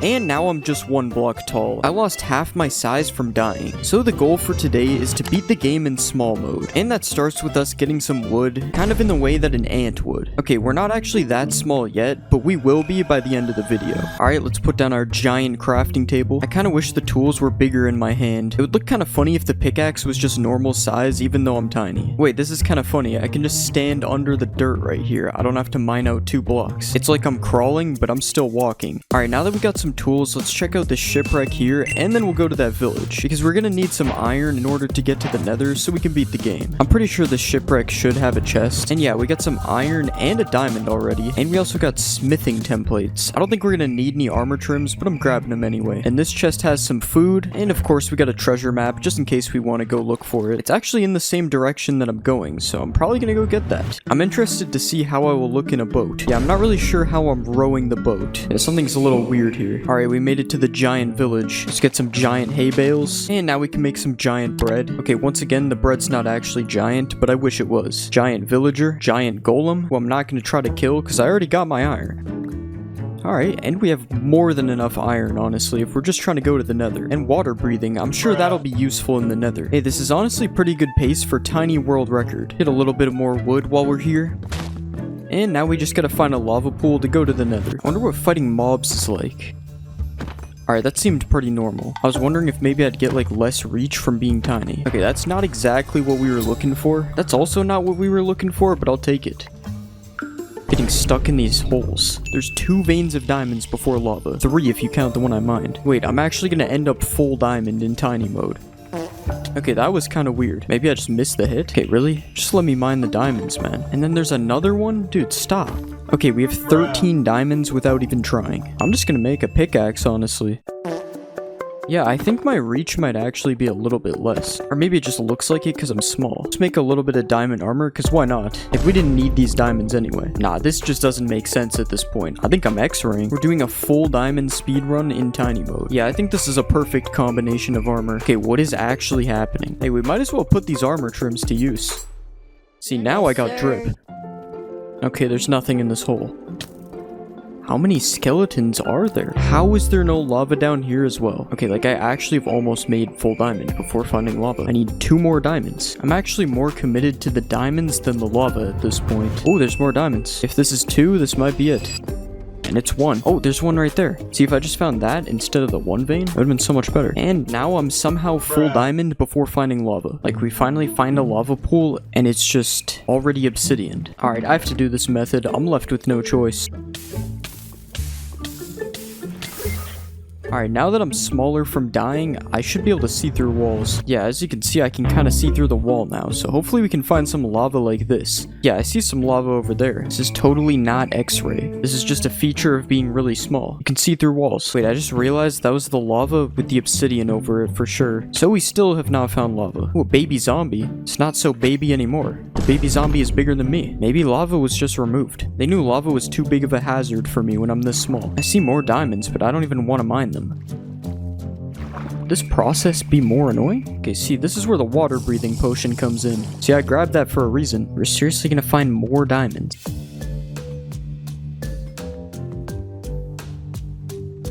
And people said that diamonds are the rarest item in the game. I guess they've never heard of lava. Alright, well, we can finally make our portal. It's so weird making the portal when I'm this small. Okay, let's just set my bed here, because I'm never going to find this place ever again. And I might as well make a few more things, because why not? I'm even making the hoe. Okay, and now we're in the big nether. Let's find a fortress, not a bastion, because I don't want to deal with piglin brutes in tiny mode. I also love how I sink in the soul sand so much. Like, look at this. I'm basically bathing in the soul sand right now. Yeah, that's what I thought. He was actually bigger than me. I don't know why he ran away. I don't know if there are many mobs that are actually smaller than me now. Like, the only thing I can think of is like fish, but I think fish might be bigger. Oh my god, I'm so small in the boat now. The boat is literally taller than my player. Oh, whatever, as long as I can still ride in the boat, it's fine. I probably shouldn't be making jumps like that too. It's kind of scary. Nice, I just tried to water bucket in the nether. Got an enderman over here. I'm gonna need some pearls for later. Hey, we got a pearl. Okay, we found a bastion. The question is, do I want to go in it? I'm sure the brutes can't be that bad when I have full diamond. Okay, I literally just fell through nothing. Yeah, this is probably a bad idea. I don't know what just did 2 hearts to me. Oh, it was a brute. And I fell through the floor again. Yeah, it appears falling through the floor is way too big of an enemy. See, I was hoping they'd get mad and go down the hole. Alright, well, at least we got some gold blocks. And that's not what... Wait, no, I'm good. I didn't realize I could, like, bait them into the hole like that. That's actually kind of funny. Alright, if we get our ender pearls from this, we're actually chilling. I was scared of the bastion for obvious reasons, but I think we're fine. No idea where any of the brutes went. Is there really not enough pearls? Oh no, the pearls are here. Okay, we do have enough pearls. We have 14. That should be enough. Alright, now we just gotta find the fortress. Okay, I think this is where we were. Now we just need a fortress. And it shouldn't be too hard to find a fortress, right? A lot of endermen over here. You don't usually see them in this biome. I mean, I'm gonna kill some of these guys, because why not? It's still so funny how big the boat is. Like, I literally can't see anything over the boat. Alright, time to use our soul sand boots. I wonder if I'm actually going any faster because I'm small. I would assume it's the same speed, but I have no idea. Who put skeletons in the nether? I never understood why they got added. Like, we were fine with just wither skeletons. Even the baby piglin is larger than me. God, going up mountains is just so bad. You literally can't see anything. I also wonder if fall damage is more because I'm small. It doesn't really feel like it is. Or maybe it is. That was 3 blocks and I took 1 heart. I feel like that would usually do half a heart. So maybe you do take more fall damage when you're small. Oh, and there's a fortress over here. I literally just saw that because I turned my head. I would have just kept going the other way. And we got a spawner right at the entrance. Okay, let's use our fire res. Okay, I almost just died because of that. I really gotta watch the ground, because there's a bunch of random holes that I can just fall through now. Alright, let's just get our blaze rods. Okay, they can still hit me. I was wondering if they'd be able to hit me because I'm so small. Okay, 4 blaze rods. We'll probably get 8 just in case I lose some ender eyes. I have the feeling I'm gonna lose some of them because I just won't be able to see where they go. That's the problem with being 0.25 blocks tall. You can't really see anything. Wait, how did he hit me with a fireball? Or did he just melee me from very far? Okay, there's a blaze inside of me and I just can't see it. Okay, and that's enough rods because we don't have any more pearls. So now I guess we can go back. And we do have 10 obsidian, so we can just make a portal here instead of going all the way back to our old portals. Make sure I didn't forget my flint and steel. Okay, I forgot my flint and steel. Oh wait, I have gravel. Don't know where my flint and steel went, but at least we had gravel on us still. So we can make another flint and steel and finally go back. Okay, we spawned right by diamonds. Why is there so many diamonds in this video? I'm just not even gonna acknowledge it at this point. This has gotta be the most diamonds I've ever found. Yeah, I guess we just gotta go up to surface now. Even the spider is taller. See, Minecraft already had big spiders, but imagine if they were this big. Now that's a real giant spider. It's weird how when I look at myself swimming, it actually kind of looks normal. And then we get to surface, and it's this. Okay, let's just make some ender eyes. And where is the stronghold? Okay, it's this way.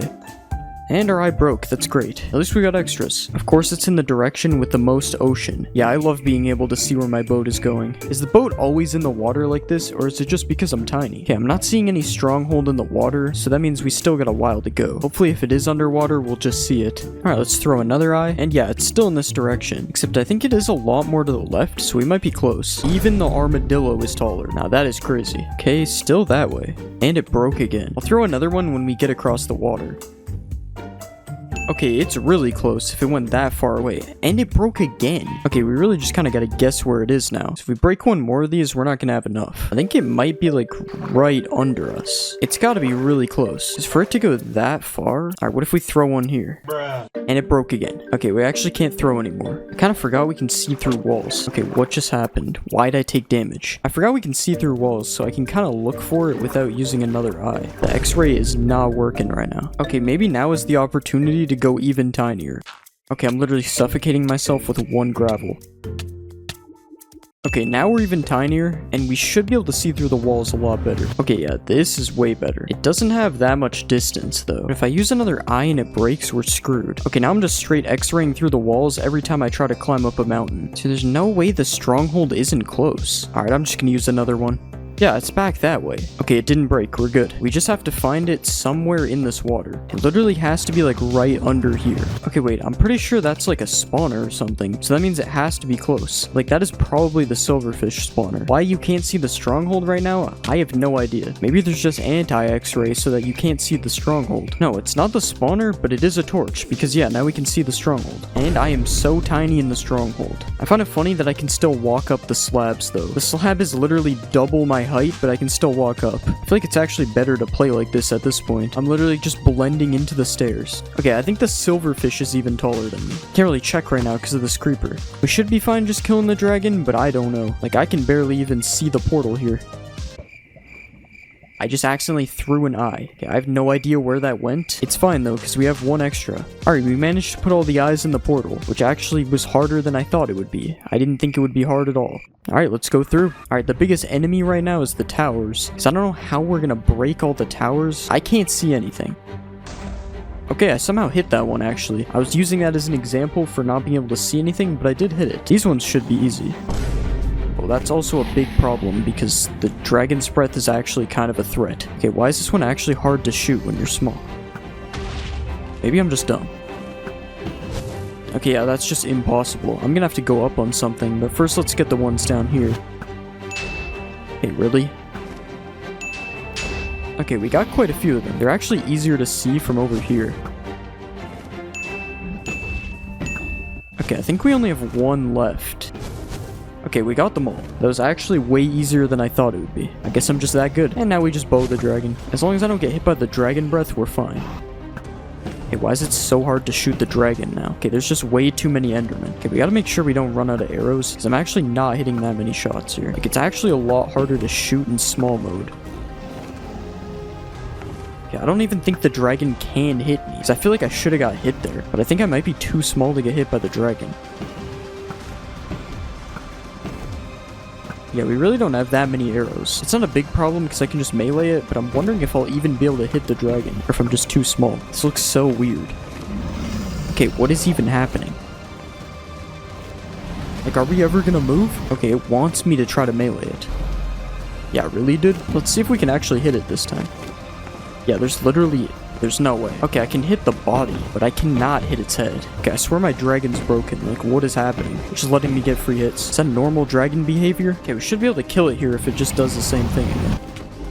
And yeah, that's the dragon. Somehow was easier than I expected on tiny mode. I swear being small, like, broke the dragon or something, though, because I don't know why it was perched for so long. Anyways, I guess it doesn't matter how tall you are to beat Minecraft. I mean, you can literally be 0.125 blocks tall and still beat the game. I mean, you can even be however tall this is, and it still wouldn't have made that much of a difference. I am 2 pixels tall right now. This is the least realistic that Minecraft can be, and every single time that I die, Minecraft is going to get more and more realistic until either my PC explodes or we beat the realistic Ender Dragon. This is level 1 and everything is literally just one color. My crosshair is also just a big square, so that's pretty interesting. The water also looks really awful. You can't even see through it and there's these weird green things coming out of it. I'm not really sure if it's even supposed to be like that. But yeah, this texture pack just looks really bad. I hope there is nobody that actually plays Minecraft like this. Like, look at this lava. I honestly kind of want to jump into it just to get to the next level of realism because this looks too bad. Okay, I got some food, I think. It doesn't really look appetizing though, it's kind of just a square. Okay, and this chicken is definitely the worst thing I've seen so far. What is this? Alright, let's just get some stone tools because we still have to beat the game. And this crafting looks so bad, you can't even see where to put the items. Now let's mine some stone. Oh wait, this is coal. I literally can't even tell the difference. That's so funny. Okay, now we have our stone tools and I think it's time to upgrade to level 2. I've had enough of this. So let's just make a bed and we'll set our spawn and let's just put all our stuff in a chest. Alright, now it's time to jump in this pure orange liquid and now we are on realism level 2 and this looks a lot better than it did before. We have some shaders and a little bit better of a texture pack. Although this still isn't a very realistic texture pack, I mean, what is this block even supposed to be? I have no idea. The good thing is, now we're actually able to tell which tool is which, instead of them just being a bunch of big squares. And wait, there's also new sounds when you switch between tools. I'm 99% sure it wasn't like that before. Okay, now that we have this texture pack, I want to try to get a full set of iron armor to see what it looks like. So in order to do that, we're first going to have to find a cave. Oh wait, I thought this block was coal, but it's actually andesite. And wait, is this iron in the corner here? Nope, that's granite. Okay, that's one bad thing about this texture pack. You can't tell what the ores look like. Wait, look at this wolf. This guy is looking super realistic. I wish I had a bone to tame the realistic wolf, but unfortunately I don't. And wait, are these dolphins? They look so cool. Look at their tails move. Okay, the water looks really bad though, so I'm just gonna have to move on. Okay, we finally found some coal, and it actually looks a lot different than andesite. And with these realistic sounds, this cave is actually kind of scary, but the good thing is we did find some iron. But yeah, these sounds definitely make caving kind of scary, even though it's mainly just water that I'm hearing. Alright, now we have all our iron, so we just need to smelt it, and let's craft our full iron armor. Okay, and it's just literally regular armor. I wasted all that time getting it thinking it would look cool, just like the actual items do. So after that disappointment, I think it's time to upgrade our realism again. So let's just put all our stuff away in this chest, and I'm just gonna jump in this lava to upgrade to level 3. Okay, this is level 3, and now things are starting to actually look pretty realistic. You can tell because I'm getting a lot lower FPS than I was before. And yeah, these items actually look a lot more realistic now. I mean, look at this sword. This is crazy. And I'm also walking kind of realistic now. My limbs are actually bending when I walk. This looks so weird. Wait, is this supposed to be iron ore? Why is it glowing? And wait, physics are on in this level too? This is so cool. The coal ore is just being broken into a bunch of pieces. I can also hold my torches out now for light. I don't need to place them. Okay, it's nighttime right now, so I want to sleep to see how realistic it looks looks in the day. And wait, there's monsters nearby. That's not cool. Look at the zombie. Why is he walking like this? Okay, and he literally got chopped into a bunch of pieces. I don't know how I feel about that. Okay, now we can go to sleep, and let's just go up to the surface to see what it looks like in the daytime. Why is the spider jumping like that? Is this how spiders fight in real life? I don't think spiders fight at all, actually. But yeah, this level of realism actually looks insane during the daytime. I wonder how it can even get more realistic than this. Okay, we still have to beat the game, so my next goal is to make it to the Nether, which means we need to find some lava. And the realistic lava is probably going to look so cool, judging by how everything else looks. Okay, and we found a ruined portal. This will probably be good enough to go to the Nether. Alright, what's in the chest? Okay, we got 4 obsidian. That's actually going to be really good to go to the Nether. So let's just place 2 of these here, and we'll put the other ones here. And now let's just water this lava to complete the portal. And we actually still need a flint and steel. I don't know how I forgot that. Wait, is that gravel? I can't even tell. How is it blending into the sand like that? That's pretty cool. Okay, now let's just light the portal, and I was honestly expecting it to look a lot cooler, I'm not gonna lie. And this is the realistic Nether. It's definitely not as cool as the realistic overworld. And now that we've made it to the Nether, we need to find a Nether fortress so we can get some blaze rods to beat the game. Okay, this guy needs to stop chasing me. He's not even realistic. Why is he here? Digging in the wall is just not really possible. I literally can't see anything. Okay, we finally found the fortress. Now we just have to kill some blazes. Okay, let's just kill all these blazes. And I think that's definitely enough blaze rods. So now it's time to get some ender pearls. But first, I kind of want to see what level 4 looks like. So I'm just gonna jump in here. And this is what level 4 looks like. It's honestly not that much different. It probably wasn't the best idea to die in the Nether either, because now I have to go back and find all my stuff. But at least the game is looking a bit more realistic now. Also, look at this crafting table. It's super realistic.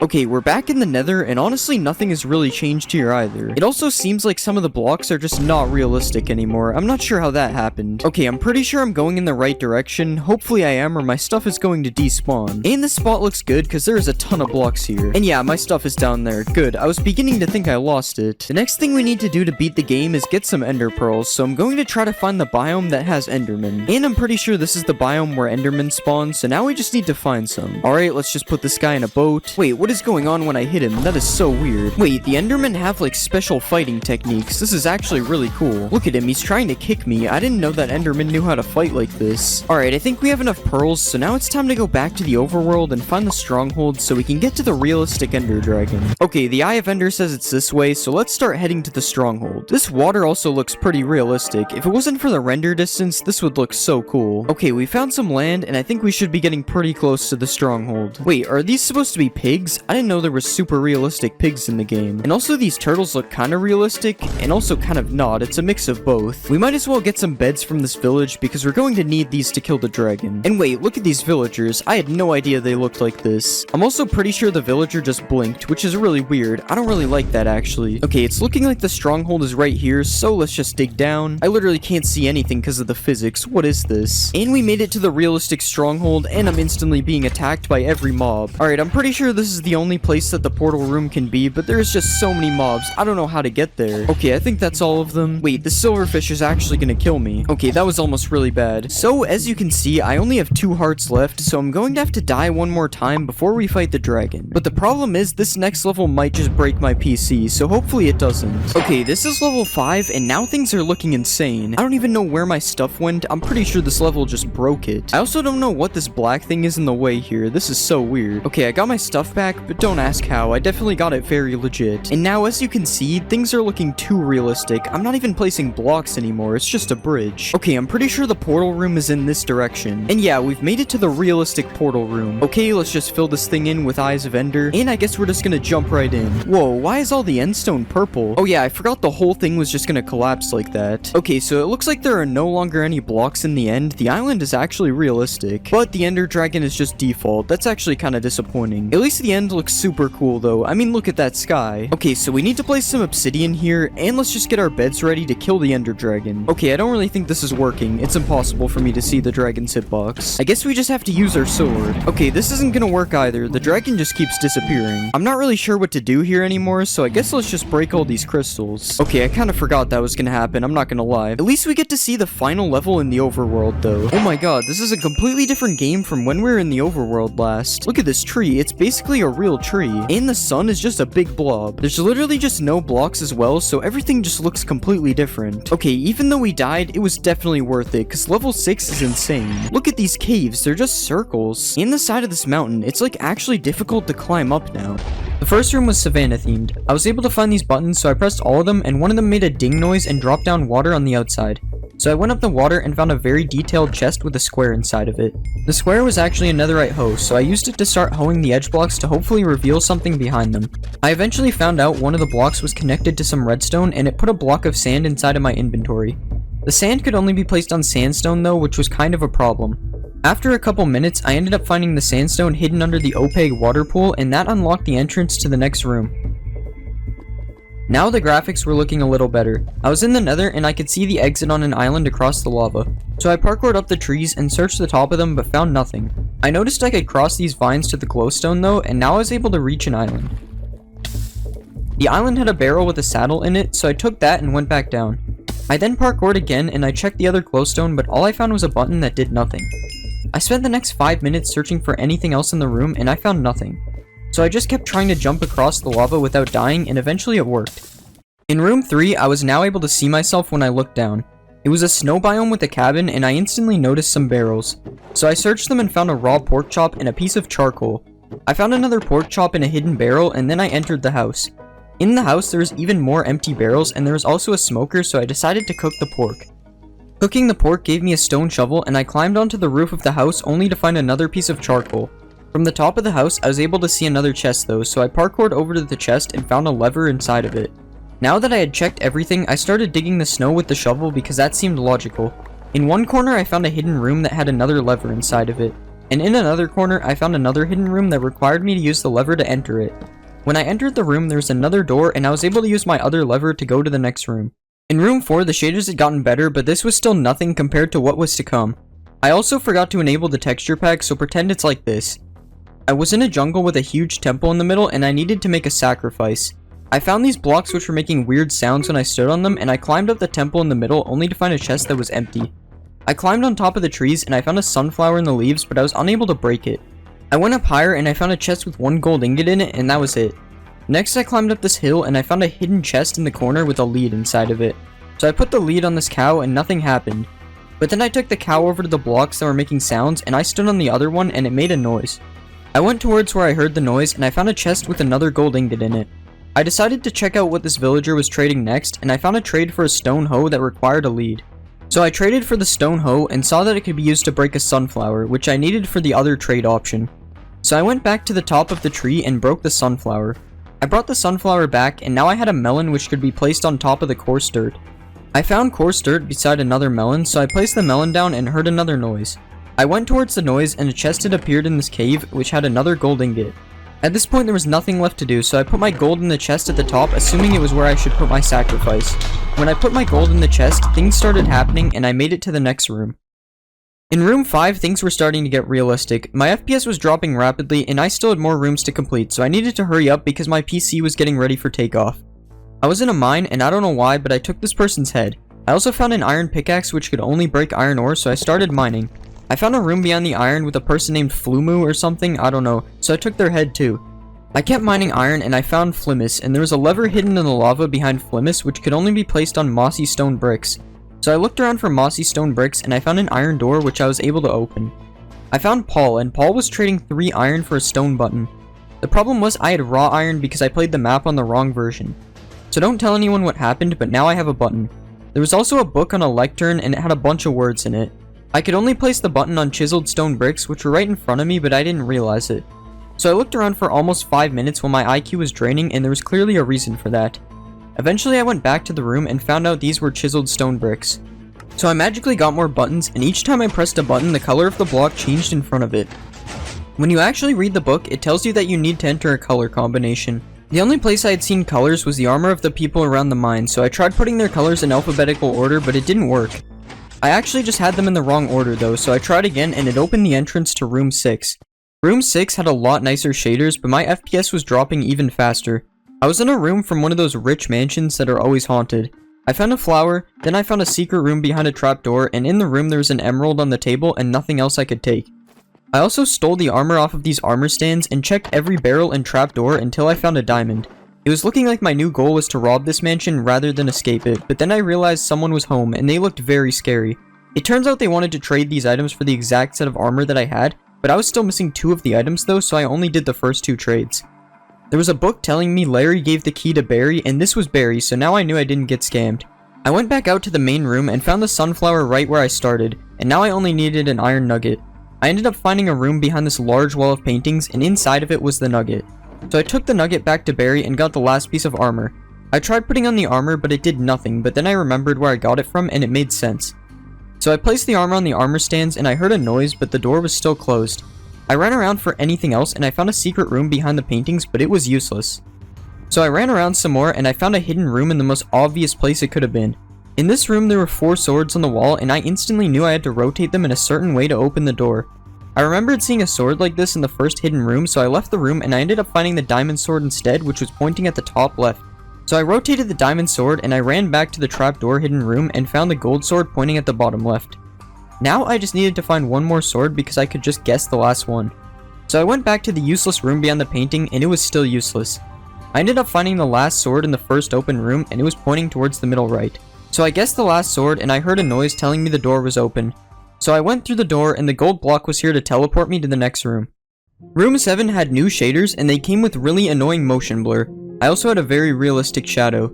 I found a chest with a wooden shovel that could break red sand, so I started digging. After breaking almost every block of red sand, I found a chest containing a cactus.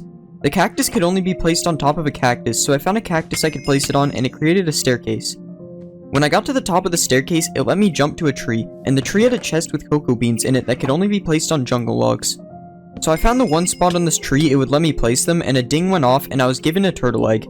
I didn't notice I was given a turtle egg though, so I spent 5 minutes being stupid before I noticed the egg and saw I could only place it on sandstone. So I spent 5 more minutes searching every sand block because of the realistic textures, but then I found out it was the block that already had the turtle eggs on it. Placing the turtle egg gave me sugarcane, which I placed on the only sugarcane without string on top of it to open the entrance to the final room. Room 8 looked like some sort of backrooms maze, so I put on the final level of realism, but unfortunate things happened. I wasn't giving up though, so I started my game up with more memory allocated, and after another crash I got it to work, but I wasn't able to last more than 30 seconds without crashing, so enjoy this accurate representation of the last level. The level 1 graphics were insanely realistic, especially this dirt. There was a house in front of me, and inside of it I found a chest that gave me a wet sponge every time I opened it and a few furnaces beside it. There was a cauldron and a brewing stand filled with empty bottles outside, and I found a ladder leading up to the roof. On the roof there was a chest with 5 blaze rods and 3 netherwort inside of it, and I could see an entrance to another room which I couldn't make it to. I found a button on the ground, but it did nothing, and I found a staircase leading underground beside the house. Underground I found a chest that kept filling with iron ingots, and I found a button to spawn a phantom. After killing the phantom, I had the resources to make a slow falling potion, so I headed back up. I crafted buckets and used the wet sponges to fill the buckets with water. After that was done, I filled the cauldron outside with water and I used it to fill the empty bottles. Now all I had to do was wait for the slow falling potion to finish, and once I was done that, I drank the potion and glided to the next room. In this room I was getting much better FPS, but everything was still very realistic. I was on a farm with a windmill at the back of the room, so I entered the windmill. In the windmill I found a very sharp broom which could be used to break cobwebs, and I also found a scythe to break crops and an axe to break logs. I explored the top floor of the windmill and I found another chest with enchantment bottles and 3 rabbit spawn eggs. I checked the basement and I found a shopping list which told me I needed to get rabbit stew, a loaf of bread, and cooked cod. I walked further down the basement and broke the cobwebs with my broom and found a lure 3 book. Next I spawned the rabbits and only killed one of them because I already got what I needed, so why would I kill more of them? I decided to get the easiest item first, which was the bread. All I had to do was break the wheat crops with the scythe, and then I could craft the bread. I also found some wood I was able to break with the axe, and then I went back to the windmill to craft my bread. It took me forever to find the crafting table, but I should have known this was a crafting table. Look how obvious it is. Now I had a piece of bread, and I also crafted a fishing rod because I needed to get cooked cod next. I went back outside and used the water to fish, only to realize I forgot to add the lure 3 enchantment to become a professional fisherman. So I added lure 3 and I was able to catch a raw cod first try. I went back down to the basement and I cooked the cod in one of the furnaces, and apparently that gave me nuggets. Now I only had 1 item left to craft, and that was rabbit stew. So the first thing I did was check Google, and Google told me that I need a carrot, a baked potato, cooked rabbit, a bowl, and a mushroom. I knew how to get 4 of these things, but I had no idea where to get a mushroom. Eventually, after checking all of these trapdoors outside, I was able to find one which had a hole underneath it. I swam down the hole and I found a little cave where there was 9 mushrooms. The problem was that I couldn't break them, but I fixed that pretty easily when I found this block of wood that I could break. Now I was able to craft the rabbit stew, and I used this button in the basement to teleport to the next level. In this level, the game was still realistic, but the shaders were noticeably worse. I was in the desert with a giant mine in the middle of the room. I went down to the bottom of the mine, and I found a lava pool that had a room behind it, but I couldn't swim through it or I would die. So I went further down the cave, and I found an elytra in a minecart chest, and 45 wood planks in a different minecart chest. I also found a cave that I had to crouch to get into, which had a chest with a bunch of totems in it. I grabbed all the totems and went back to the lava pool from earlier, which I was now able to swim across.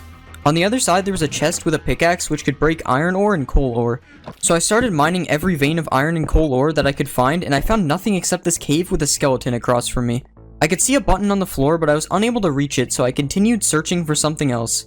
After finding nothing, I gave up and pressed the hint button, which told me shields can deflect arrows from skeletons. So I used my coal to smelt some iron, and I crafted a shield. I went back to the cave with the skeleton, and I blocked my shield. An arrow activated the button, but nothing happened. I thought I was stuck, but eventually I realized I had a compass in my inventory which was named X marks the spot. The compass could be used to break red wool, so I found an X made of red wool, and I pressed the button to go to the next level. Now the graphics were looking less realistic, but still not bad. I was in a snow level with a cabin and 2 different snowmen. One of the snowmen was named Henry, and Henry asked me to get him a golden carrot and some pumpkin pie, so I started looking for that. I entered the cabin and found a chest with a shovel that could break red sand, a book, and 20 torches that I could place on sand. The book was called Snowman Quotes, and inside of it said sometimes instead of roasting other people, you should stop to roast yourself. I think they were referring to the fact that only 5% of you are subscribed to me. So I went outside and used the shovel to break a piece of red sand, and there was an area beside it with a small hole in the wall and that I could only crawl through. I climbed back up and I found out the torches could melt the ice, so I melted some of the ice and found more red sand in the water pool. Under the red sand there was a chest with 3 carrots and 7 gold nuggets, which meant I only needed 1 more for the golden carrot. When I swam back up, I saw a chest on a tree, so I parkoured to it and there was 3 sugarcane and 10 eggs in it. Next I used the ice to swim into the hole from before, and I found a sign with coordinates on it. When I made it to the coordinates, I found a secret lever which put the message pumpkin broken in chat. I went back down the hole and I picked up the pumpkin. Now I was able to craft the pumpkin pie, and I just needed 1 more nugget to make the golden carrot. I realized that I could just smelt my shovel and that would give me 1 more golden nugget. So I smelted the shovel and I crafted the golden carrot, and then I delivered the 2 items to Henry and he gave me a flint and steel. At first I was confused, but then I remembered what the book said from earlier, so I jumped in the fire. I was teleported into the air and there was now a cave underneath me. There was a button in the cave, and when I pressed it, all it did was play water sounds. I'm not going to lie, I cheated on this part, but basically what you had to do was get the same amount of air bubbles as times the sound was played. The next level was just default Minecraft with slight shaders. I was in some sort of space base, and there was 1 room on each side of me. I decided to check the room with the chest first, and it had a chest with a book and a bunch of hunger potions. The book told me to drink the potions, but when I did, nothing seemed to happen. I climbed up a water pool in the middle, and I found there was a second floor. I found a gold block with a pressure plate beside it which said helmet equipper, but nothing happened when I stood on the pressure plate. I checked a few chests and I found a laser hoe and another book that said I needed to eat a baked potato for jump boost. So I went to the last accessible room and I collected a few potatoes. I also found a chest with biofuel in it, so I was able to cook the potatoes. I ate the potato and I used it to jump up to a door which led to another room with a chest that contained a button.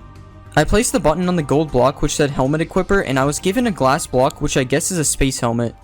I went back to the first floor and I was now able to enter the room that said do not leave without helmet.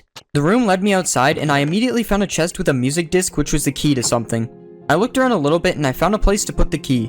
When I used the key, I was given a spaceship repair tool which let me break blocks of iron. So I started breaking the spaceship with the repair tool, and I found a chest with a glass breaker that could break glass.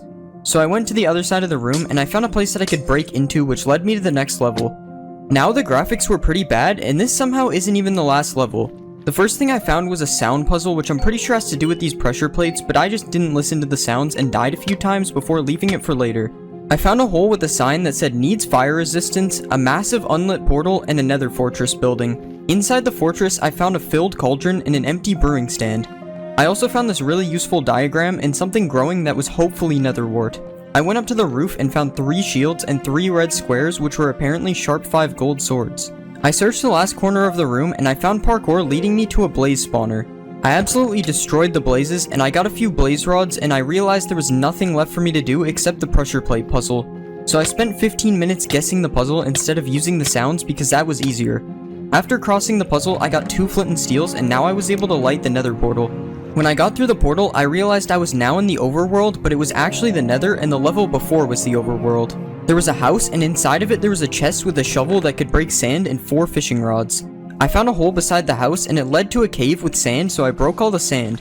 There was an unfinished end portal in this cave, and there was also a chest with 2 wart pickers. I couldn't find anything else, so I went back to the overworld / Nether, and I picked the wart. The next part was confusing because I had to use this really detailed diagram to solve it, but eventually I figured it out. It told me the slime cave was opened, and I found the slime cave with fire covering 90% of my screen. There was a button that spawned a baby slime, so I did some killing and headed back to the Nether / overworld where I smelted some of my sand to make glass. Then I went back to the overworld / Nether only to realize I had to go back through the portal again to craft the bottles. Now I was finally able to make a fire resistance potion, and I swam through the hole to the next room. The next room's graphics were absolutely terrible. The colors looked like I was playing the first Mario game ever created. This room had no puzzles, and it was just a bunch of trivia, which I definitely completed first try because I'm a genius. After getting all the questions correct, I was finished the puzzle, and I was able to see what this texture pack actually looked like. Honestly, it's probably better the puzzle ended here because I don't think my eyes could have handled this. And it was even worse on the title screen. This is a giant slime statue, and inside of it is one of the hardest prisons, which I am going to be attempting to escape. I spawned inside of a bedrock room with a sign that said the rules. No breaking signs. I walked out into another room, and I saw a crafting table and a hopper. I opened the hopper, and there was 8 iron inside. I looked up, and there was a button on the roof, as well as a 1-block gap, which I assumed was the exit to this room. The problem was, I didn't know how to fit through the 1-block gap with only 8 iron ingots. I grabbed the crafting table and placed it so that I could look through the gap, but I found nothing. It wasn't until I checked my crafts that I realized what I needed to do. I needed to make 2 iron trapdoors, one to build up and the other to push me through the gap. So I placed the trapdoors, and after a few tries, I made it to the other side. In the next room, there's a 5-block gap with a pit of lava under it, and there were ice blocks below my feet. These ice blocks were packed ice though, so I could not break them for water. Normally this would be a problem because you can't make a 5-block jump in Minecraft. But if I get a running start and spam my spacebar, I am actually able to make the jump because there is ice. I made it into the next room, and there's a crafting table on the floor and an item frame with a slime block on the wall. There was another room that I was safe to drop into which had more slime balls on the wall. So I collected all the slime balls, and now I had 8 slime balls and 8 item frames. There was a bedrock block in the middle of the floor, and I was pretty sure I needed to place a slime block on it to bounce to the next room. But I still needed 1 more slime ball to make a slime block. I looked around the room and found nothing, but then I decided to break the crafting table, and the last slime ball was under it. So I put the crafting table back, and I crafted the slime block. Now I could place the slime block on top of the bedrock block and jump to the next room. In the next room, I found 2 item frames with a red and brown mushroom in them. There was also a slab and a deep slate block that was probably meant to blend in with the bedrock. So I broke the deep slate block, and underneath it was a hopper that contained a bowl. I also tried breaking the slab, but there was nothing under it, so I put it back. I needed to make a 1.5 block jump, but the only thing I could craft was mushroom soup, so I had to be missing something. I looked around, and eventually I found another deep slate block hiding in the bedrock. So I broke the deep slate, and above it was a cornflower. I now knew exactly what to craft. I crafted a suspicious stew, and because I used a cornflower, the stew would give me jump boost. This jump boost would allow me to make a 1.5 block jump into the next room. Inside of the next room, there was a long hole in the ground as well as a stone block in an item frame with a sign pointing towards it. There was another stone above me as well, so I grabbed the stone and dropped into the room. I collected the other stone and then checked the hole for anything else. Inside of the hole there was a crafting table and another stone, so I collected that too. I needed to make it up this wall, but 3 stone blocks definitely wouldn't be enough. So I checked the crafting table and saw that I could make 6 stone slabs, which would be better. After I made the slabs, I went to the sign that I saw earlier, assuming that was where I needed to build up. I built up and I was still short a few blocks, but I looked in F5 and saw a wooden pressure plate at the top. I realized that from where I was standing, I could throw one of the item frames on the pressure plate to activate it. So I activated the pressure plate and water came out, allowing me to swim out. In this part of the room there was nothing except for a hole in the roof, which was the exit. I was confused until I realized I could swim through the water to break the piston. Behind the piston there was a barrel that contained a slime block, and that was it. So I went back into the room and now I had a piston and a slime block. If I placed the slime block on top of the piston and stood on it, I could boost myself up to the room, but the problem was I still needed to activate the piston. Luckily, I could break the pressure plate from before, and I could throw an item frame on it to activate the piston and boost me to the next room. Inside of this room, there was a furnace in the corner, a hole with 3 beehives in it, a hopper on the roof, and a massive bowl covered in signs. I opened the hopper first, and inside of it was 6 blocks of sand. Unfortunately, these would be of no use to get down the hole, so I had to keep looking.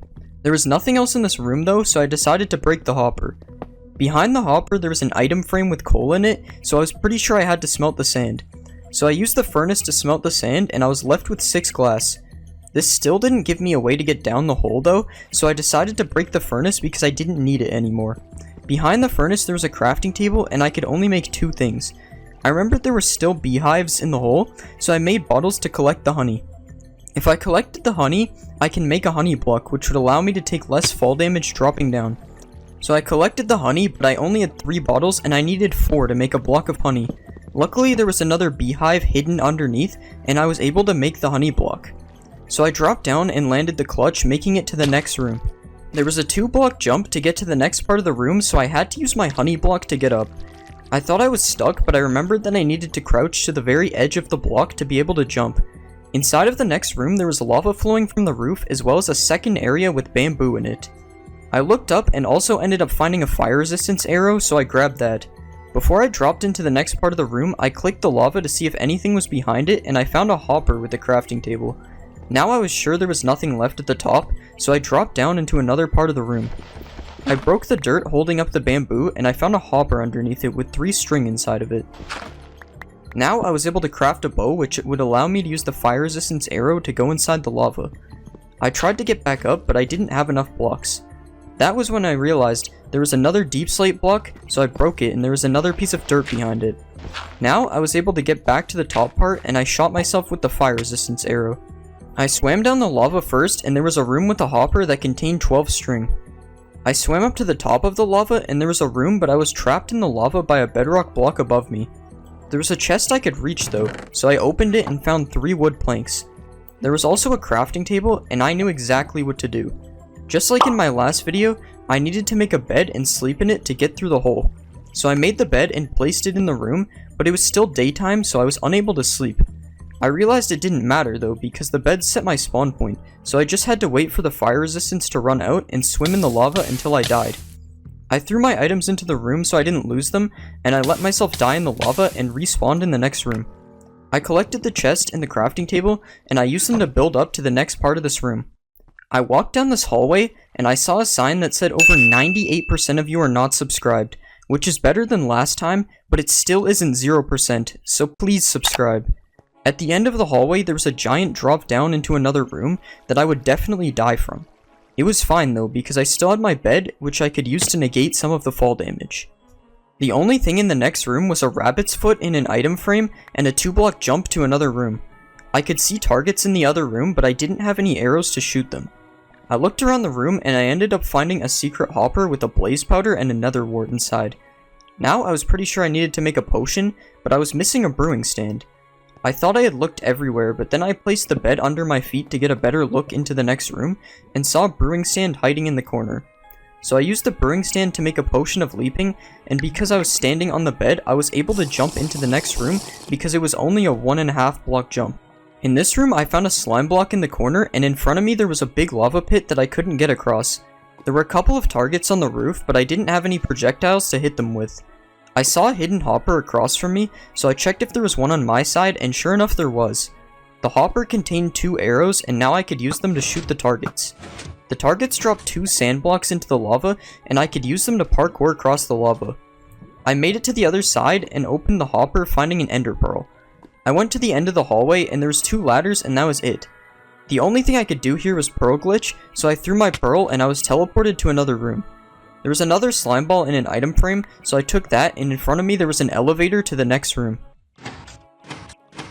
This room had lava falling from the roof, a single block of ice in the floor, 4 beehives with honey forming a staircase, and another part of the room higher up. I checked inside of the lava, and like usual there was a hopper hidden underneath with 4 string and 2 iron ingots. With 4 string and 4 beehives, I realized I could make candles to melt the ice, but I still needed honeycombs to craft candles, and all I had were beehives. But then I remembered I had 2 iron and I could make shears. Shears would allow me to collect the honeycombs from the beehives. So I made shears and collected the honeycombs. After that, I crafted 4 candles and placed them on top of the ice block. I waited for the ice to melt, but then I realized I still had to light the candles for that to happen. I had nothing in my inventory to light the candles, but there was still one part of the room I hadn't checked. I used F5 and I could see there was a hopper in this part of the room, but it was still too high up for me to reach. Luckily, I still had honeycombs left over and I could make 2 honeycomb blocks to complete the staircase.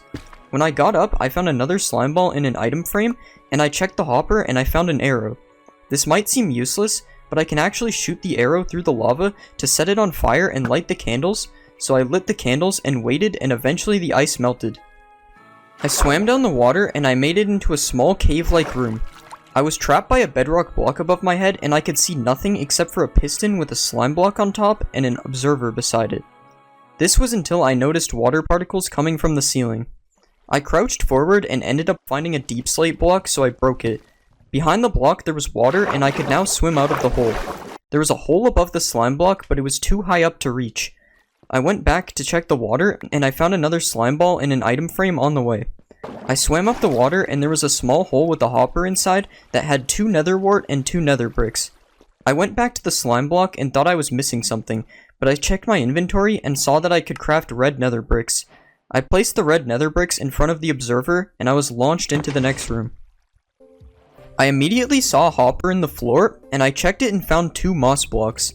In front of me there was a 4 block high wall with a fence at the bottom.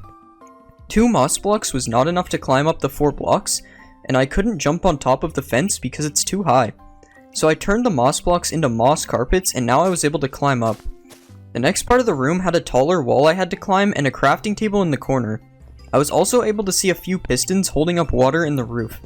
I checked behind the crafting table, but there was nothing, so I placed it back down. I found a hole in the corner with water at the bottom, so I dropped down. Inside of the hole there was another room and I found a bunch of dead bushes and blocks of sand. So I broke it all and I was left with 8 sticks and 15 sand. I was about to build back up, but I noticed there was another part of this room that I could build up to. So I built up to the next part of the room and there was another item frame with a slime ball as well as a hopper that contained 2 steak and a stone block. There was nothing else up there though, so I went back to the bottom and built up to the main room. Luckily 15 sand was exactly enough to make it back up, and I went back to the crafting table and used the 8 sticks I got to make ladders. I used the ladders to make it up the wall to the top of the room. There was a hopper with a sign pointing at it, so I checked the hopper and it had an iron pickaxe in it. I took the pickaxe and broke the hopper to see if there was anything underneath. Underneath the hopper there was nothing, so now I was kind of confused until I remembered the pistons I saw earlier. The reason this was important was because I could make a lever to activate the pistons. But the problem was I didn't know where to place it, so I tried the obvious, which was under the sign with an arrow pointing down. To my surprise, it worked and water dropped down from the roof, so I climbed up the water and made it to another room. In the next room, there were some walls that I couldn't climb up and another piston with a slime block on top. I found another slime ball in the corner and that was it. I looked around and ended up finding a couple of wood buttons near the roof. I still had 1 arrow, so I decided to shoot the buttons to see what happened. It ended up activating the piston underneath me and I was boosted to the next part of the room. In this part of the room there was only a block of dirt and I needed to make it up 4 blocks. I tried building up with the items I had, but it was impossible. That was until I remembered I can break the block underneath candles and they stay floating. So I made a staircase out of the candles and I climbed up the wall to another part of the room. In this part of the room there were some leaves in the corner and I had to cross a 2 block high gap to get to the next room. I could use the hopper I had from earlier, but I still had shears, so I decided to shear the leaves to build up instead. In the last part of the room there was a sign with arrows and a pit of snow. There was a 5 block jump to the exit and I was able to cross this with the hopper in my inventory. But I saw a block of powdered snow in the middle of the hole, so I decided to drop down in case there was something important. I broke the powdered snow and there was a hopper underneath it. The hopper had a diamond shovel inside of it and that was it. So I collected the snow and built back up and just built to the last part of the room. I found another slime ball in the corner and there was a hopper that I couldn't reach, but I was able to reach it when I crouched, and there was a levitation arrow in the hopper. I looked up and I saw a hole in the roof, so I shot myself with the levitation arrow and floated up to another room. In this room, there was a hopper on the roof. I opened it and it had 12 sand in it. There was another slime ball in an item frame and a furnace and a crafting table at the end. I looked up and there was a big hole, but I only had 12 sand, so I wouldn't be able to get to the top. I knew I was missing something, so I tried breaking the hopper, but I found nothing. I broke the crafting table as well, and behind it there was a dried kelp block. This might seem useless, but a dried kelp block can actually be used to smelt all 12 of the sand blocks.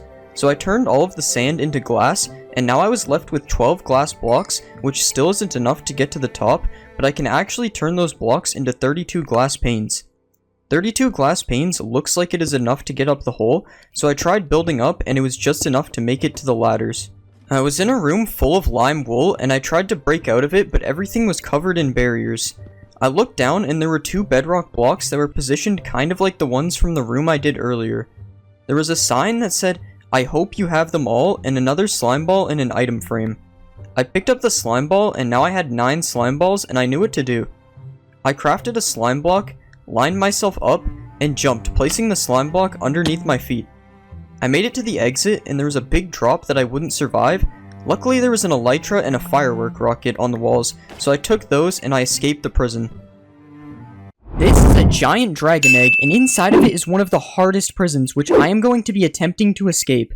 I spawned inside of a small bedrock box, so like usual, I looked in F5. I saw a popped chorus fruit in an item frame that was out of my reach, and eventually I found a hopper on the floor. I jumped and I could barely see the hopper, so I opened it and there was an ender pearl inside. I used the ender pearl to escape the box and collected the popped chorus fruit from the item frame. I was in another bigger room with an entrance to another room that I needed at least 4 blocks to get up to. There was another hopper on the ground and I opened it and I got a water bottle and that was it. There was nothing else in this room, so I started breaking the hoppers to see if there was anything behind them. There was nothing behind the first one, but behind the second one there's a hole, and inside of that hole there was another hopper. I opened the hopper and there were 2 blaze rods, and now I knew how to make it up to the next room. I crafted 4 end rods using the popped chorus fruit and a blaze rod, and that was just enough blocks to make it up. In the next room there's a bunch of quartz ore in the corner and a hole in the top corner leading to another room. There was also a hopper in the corner that had 1 coal and 1 gunpowder inside of it. I looked around and ended up finding a block of TNT hidden in the roof, but that was all I could find. I needed 3 blocks to get up to the room, but I only had 1, which was the TNT. I knew that I needed to do something with the quartz, but if I broke them with my fist, they wouldn't drop anything. That was when I realized I could use the TNT to blow them up, and I would have them drop like quartz. But the problem was I still needed something to light the TNT, and none of the items I have would do that. That was until I noticed I actually have enough materials to craft a fire charge. I just needed to turn the blaze rods into blaze powder, and then I was able to make 3 fire charges using the gunpowder and coal. So I lit the TNT and went behind the wall to make sure I didn't take any damage. Then I went back into the room and picked up 14 quartz, and now with these quartz I could make 3 quartz blocks, allowing me to build up to the next room. In the next room I collected an item frame with a phantom membrane, and there was also a hopper with 5 nether wart. I saw there was a huge drop down to another room, but it was way too far to survive. I needed a way to get down, and I assumed I needed to make a slow falling potion with the items I had, but I was missing a brewing stand. So I went back and checked behind the hoppers in case I missed something, but there was nothing behind them. Now I was confused, so I took another look down the hole, and that was when I found a brewing stand hiding on the side. So I made an awkward potion, and then added the phantom membrane to make a slow falling potion. Then I drank the potion, and I glided down to the next room. In the next room, I walked over 2 pressure plates that actually took my potion effect away, and there was nothing in this room except for an oak log. But the oak log was all I needed to get to the next part though, so I made 4 oak planks and used them to build up. In the next part of this room, there's a huge pool of lava leading to an opening on the other side. There was also 2 dispensers really high up in the roof, and a hole with a crafting table and a pressure plate that I assumed I needed to activate. The problem was I had nothing to activate the pressure plate, so I checked in the crafting table for any crafts, but there was nothing of any use. There was nothing else in this room though, so I had to check other places. First I checked beyond the lava to see if anything was there, and I actually found a hopper with a warped fungus inside of it. This still wouldn't let me activate the pressure plate though, so I still had to be missing something. So I decided to check the previous part of the room because it was oddly empty. And when I did that, I ran into a floating piece of string, so I checked around and ended up finding 1 more, and now I knew what to do. I went back to the crafting table and I made a fishing rod. Now that I had a fishing rod, I could use it to activate the pressure plate, and when I activated the pressure plate, a strider came down from the roof as well as a saddle. So I placed the saddle on the strider and crafted a warped fungus on a stick to guide the strider to the other side of the lava. This next part was incredibly difficult and I probably needed jump boost to complete it. In the next room there's a 1-block gap at the bottom of a wall that was blocking off another room. I also found a crafting table in one corner and a chest in the other. I went to open the chest, but I found that I couldn't open it because there was bedrock on top of it, so I broke it instead. The chest dropped 35 iron nuggets and that was it. So I went to the crafting table and checked what I could make, but none of the items would help me go under the wall. I needed one more iron nugget to make an iron trapdoor, but I didn't know where to get the last nugget. But that was when I realized there was actually another chest that I could open, and that chest had a piece of steak, an iron helmet, and a stone button in it. But none of these items would help me get under the wall, so I was still missing something. I looked around the room one more time, and I realized I could break the crafting table to see if anything was behind it. There was actually a furnace behind the crafting table, and now I knew what to do. I could smelt the iron helmet and get one more iron nugget. But now I needed something to smelt the helmet, and my only options were the chest and the crafting table since the steak would not be enough fuel. So I decided to use the chest because I would need the crafting table to make the iron ingot anyway. After it was done smelting, I grabbed the iron nugget and made the last iron ingot, and now I was able to craft an iron trapdoor. I placed the iron trapdoor with the button beside it, grabbed my crafting table, and crawled underneath to the next room. In the next room, there was an entrance to another room that was 3 blocks up, and it looked like it could be the exit because I could see the sky. So I looked around and found a chest with 5 nether wart in it, and that was it. So I picked up the 2 chests in this room, and I actually noticed that one of them was a trap chest. Now I had enough blocks to make it to the next room, but I decided to make a nether wart block with the 9 nether wart, and I used that instead of the trap chest because it will most likely be used in another room. Now I was in another room, and I thought I had escaped, but it turns out there was barrier blocks in the way, and I could not escape. There was a block of ice on the floor, and that was it, and it looked like there was a massive fall underneath, and I had to find a way to melt it. At first I thought this would be easy, and I used a fire charge to set the ice on fire, and waited, but that actually didn't work. So I needed another way to create a light source, and I was confused until I found the secret opening in the barrier blocks. In the secret opening, there was a chest, and inside of it there was 4 candles, so I placed the candles on top of the ice and lit them using my last fire charge. Eventually, the ice melted, and I made it down to a weird room where there was a crafting table in the middle with a sign above it that said "Third Sign." There was also a platform in the corner with a hole in the roof above it, and that was way out of my reach. Finally, there was a wall with paintings back where I entered from, so I first decided to check beyond the paintings, and I ended up finding a secret room. Inside of the secret room, there was a furnace, and it contained 3 raw copper, and I decided to use the 2 signs on the wall to smelt the copper. I went back and broke the sign that said "Third Sign," and I used that to cook the final piece of copper. Now that I had 3 raw copper, I was able to craft a lightning rod, and I used it to climb up to the platform. When I made it to the top of the platform, I checked the hole, and there was a hopper that contained a totem of undying. That was all that was left in the room though, so I decided to start checking behind things. I checked behind the paintings and I found nothing else, but when I broke the crafting table, there was a trail of redstone with a sign above it that said "Activate here." So I broke the trap chest and placed the chest under the sign, and then opened the chest to activate the redstone. The redstone ended up removing 2 of the bedrock blocks on the right wall, and there was another room with a massive drop to an end portal. The end portal was not finished though, so I still needed an Eye of the Ender to go to the end.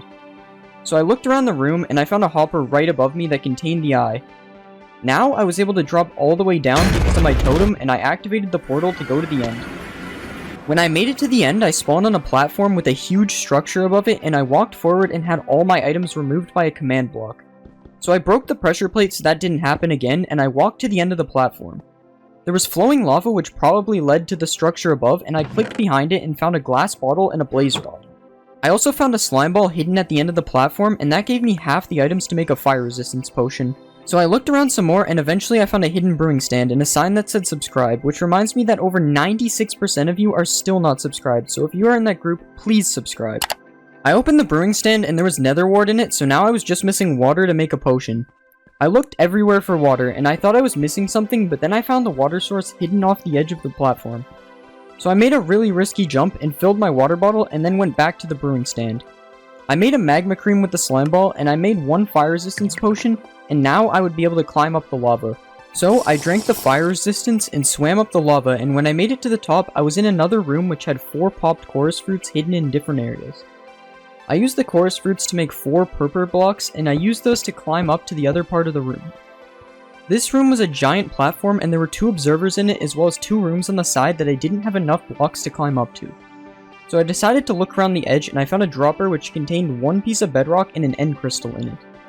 I used the bedrock to finish a staircase to one of the rooms, and inside of this room there's a hopper with 2 different types of logs and an oak plank in it. There was also a space I had to crawl under, so I made a crafting table and crafted a boat and then used it to go under the wall. On the other side of the wall there was another hopper with a piston, a slime ball, and 4 honey blocks, and now I knew where this was going. Now that I had a few blocks, I used them to build up to the other side of the room, and inside of it there was a bunch of iron ore. I knew this iron ore was put there for a reason though, so instead of breaking it, I used the end crystal to break it so that raw iron would drop. The explosion revealed another room behind the iron, and this room had a furnace inside of it that contained 8 sticks, so I decided to smelt the 3 iron. 3 iron would be the perfect amount because it would leave me with enough sticks to make a pickaxe, and I could use the pickaxe to break the observers in the main room. The reason I would want to break the observers is because I have almost everything to make a flying machine, but the observers are one of the things I'm missing. So I smelted the iron, and while doing that I noticed something weird. The iron was immediately disappearing after it smelted, so that meant there was a hopper behind it. So once I was done smelting, I broke the furnace, and sure enough there was a hopper which contained the last items I needed to make a flying machine. So I crafted my pistons into sticky pistons, made a pickaxe and broke the observers, and then I made a flying machine. After that I activated the flying machine and flew to the end island. And on the end island there was a giant dragon egg, and inside of it was the exit to the overworld. So I went through the portal, and that was it. I had escaped the end prison in Minecraft. This is a giant furnace, and inside of it is a bedrock prison which I am going to try to escape. I spawned in a small room with a hopper and a furnace covered in amethyst buds. I broke the amethyst buds and I got 4 amethyst shards. There was an entrance to a room in the roof and another room beside me through a window. I used the ice to swim through the window into the other room, and I picked up 2 string and 2 tripwire hooks. I looked around and found a dropper with oak stairs and 2 honeycombs inside of it. I also noticed a hopper at the top of the room, so I built up, and inside of it was glowstone dust. I could see sand on top of the hopper, so I mined it and the sand fell down. I collected all the blocks in the room and went back to the main room. I was now able to climb through the hole in the roof, and through the hole I found a chest with a netherite axe and a blaze rod. I mined the chest and built up to this area with an iron door. There was another room above this, and I was able to jump and get a gold ingot from the furnace. There was also a brewing stand in this room, and I jumped and grabbed nether wart from it as well. At this point I didn't know how to get into that room, so I went back to the other room. I saw 2 different holes in the roof, so I decided to try to build into those. I crafted candles and an amethyst block, which just barely gives me enough blocks to make it to the first room. In this room there's a dispenser with jump boost pots, gunpowder, and a fermented spider eye inside it. I also could see another hole in the roof and a hole in the floor with a villager standing on a pressure plate. I used my blocks to build up to the other room, and I found a shulker box with 3 glass bottles in it. So I collected the shulker box and all my other blocks, and I headed back to the room with the iron door. I was considering breaking the iron door, but then I realized the chest I had was actually a trap chest, so I could use it to power the door. In this room there was a furnace, a melon, and a brewing stand, so I broke the melon and realized I probably had to make a harming potion to throw at the villager. I had no idea how to make a harming potion, but I guessed and I managed to get it. I ended up using the harming potion on the villager, and it didn't die, which I thought was a problem. I decided to restart the run because I thought I messed it up by only using 1 harming potion, but it turns out I only needed 1 anyway. Hitting the villager with the potion gave me a shulker box, and I used that shulker box plus the jump boost to climb up to the next room. In this room I found a chest with 2 cobwebs, 4 sticks, and 1 iron ingot. There was a target on the wall and a piece of redstone beside it. There was also another room on my right with water across from it and a hole that went pretty far down below me. I decided to just drop down, and I saw a little hole in the left as well as another drop even further down. I tried to jump into the hole, but I messed up and fell all the way down. I found a few note blocks in the wall, and when I clicked them a secret door opened. I found a feather on the wall, an empty dispenser, and a pumpkin on the roof. I broke the pumpkin and found there was another room above this one. I mined the note blocks and I found a few pistons behind them, so I mined those and also mined a piston and a pressure plate in the hole I missed the jump to. I used these blocks to build up through the hole in the pumpkin room and found 2 raw iron blocks leading to an entrance. I had no way to climb up these blocks, so I decided to head back to the main room. I climbed up to where the water was and realized I could place my cobwebs in it to make string. So I went back to where the target was and had a choice of crafting a fishing rod or a crossbow. Since I had no arrows, I chose the fishing rod, which ended up being a mistake. It turns out there's supposed to be flint in the chest in this part of the map, but it wasn't there. So I had to restart again and made my way back to the room. This time I had a slightly different strategy. I had used a few less blocks in the room before, giving me more blocks to work with. I also used the blocks to make the water flow all the way down so I didn't have to build back up to the main room. Once I was done that, I continued like before, but this time I made a crossbow instead. I shot the target and heard a dispenser in the other room, so I collected my stuff and went to find the dispenser. I found the dispenser in the pumpkin room and it contained shears. Next I built up through the hole in the roof back to the room with the raw iron blocks. I was able to build up to the entrance using the 3 blocks in my inventory and found 4 blocks of iron and a door. There was also a hole in the roof which went to another room. So I broke the door and went back out the room. I collected my blocks and used the door to build back up to the room so I could grab a sticky piston. I brought the sticky piston because I had a wooden pressure plate and I could use the piston to rearrange the iron blocks. So I rearranged the blocks into the shape of an iron golem and then I left the room and grabbed my pumpkin and placed it on the head to spawn the iron golem. I killed the iron golem and it dropped 3 iron ingots which I was now able to use to craft a bucket. So I crafted a bucket and then I ran back to the main room with the water and filled my bucket with water. I was now able to climb back into the golem room with the bucket and then I climbed through the hole in the roof where there was a button which teleported me to a new room. I lost all of my items and I was in a room with a door and a dispenser. I broke the door and found an egg and a piece of string in the dispenser. I then used the door to climb up the wall to another room. This room had a piece of sand with a sea pickle on top of it and a floating fence gate. I rearranged these blocks so I could climb the next wall to another room. This time there was 2 dispensers, a hopper, a redstone comparator, and an iron trapdoor. The dispensers had a health pot and a stick in them, and I activated the comparator with the hopper, which activated the iron trapdoor so I could climb the next wall. In the next room there was a composter, a beehive, and a pumpkin. I noticed the beehive had honey in it, so I drank the health pot so I could collect the honey. I then broke the pumpkin and made pumpkin pie, which I used to make bone meal in the composter. The reason I made the bone meal was because there was a moss block over the next wall which could be used to make more moss blocks with the bone meal. I used 3 moss blocks to climb in a new room with a ton of stuff in it. There was a piston, a slime block, a hay bale, a comparator, and an observer. The next room was too high for me to reach, so I used the piston and slime block to make a launch pad powered by the observer. When I got up, I found a dispenser with 6 blaze rods and a slime block which I broke. There was also a target in the wall with an unlit redstone lamp above it. There was another room on the left, so I used my blocks to climb up. There was an iron door maze on the other side, and when I crossed it I found a hopper with a crafting table, a stick, and a piece of string. There was another room on the right, so I climbed up there and found another room with lava and a cobblestone wall. I checked the lava and there was nothing under it, so I went back to the main room and figured out how to craft more blocks. It turns out I didn't need the blocks though, and I was able to get over the wall by setting myself on fire and jumping. I made it over the wall and found a furnace with a popped chorus fruit inside of it, and I made end rods so I could climb another wall. Over the wall there was a big room with a brewing stand, a hopper, and a donkey behind some fences. I could also see a half-full cauldron, and when I dropped down I found 3 furnaces containing 4 popped chorus fruit, 9 kelp, and 2 raw iron. The donkey had a backpack with 1 stick and 1 string inside of it, and the hopper contained 1 nether wart. I saw a dispenser in the roof and I was unable to reach it, so I killed the donkey for its chest, but the dispenser was still out of my reach. I then used some weird recipes to craft 8 purple slabs, and I went back to the other room with the target. I crafted a fishing rod which I was able to use to hit the target, and when I hit it nothing happened in this room. So I went back to the other room and now there was lava falling from the roof. I had everything to make a fire resistance potion, so I used a few blocks to parkour to the brewing stand and made the potion.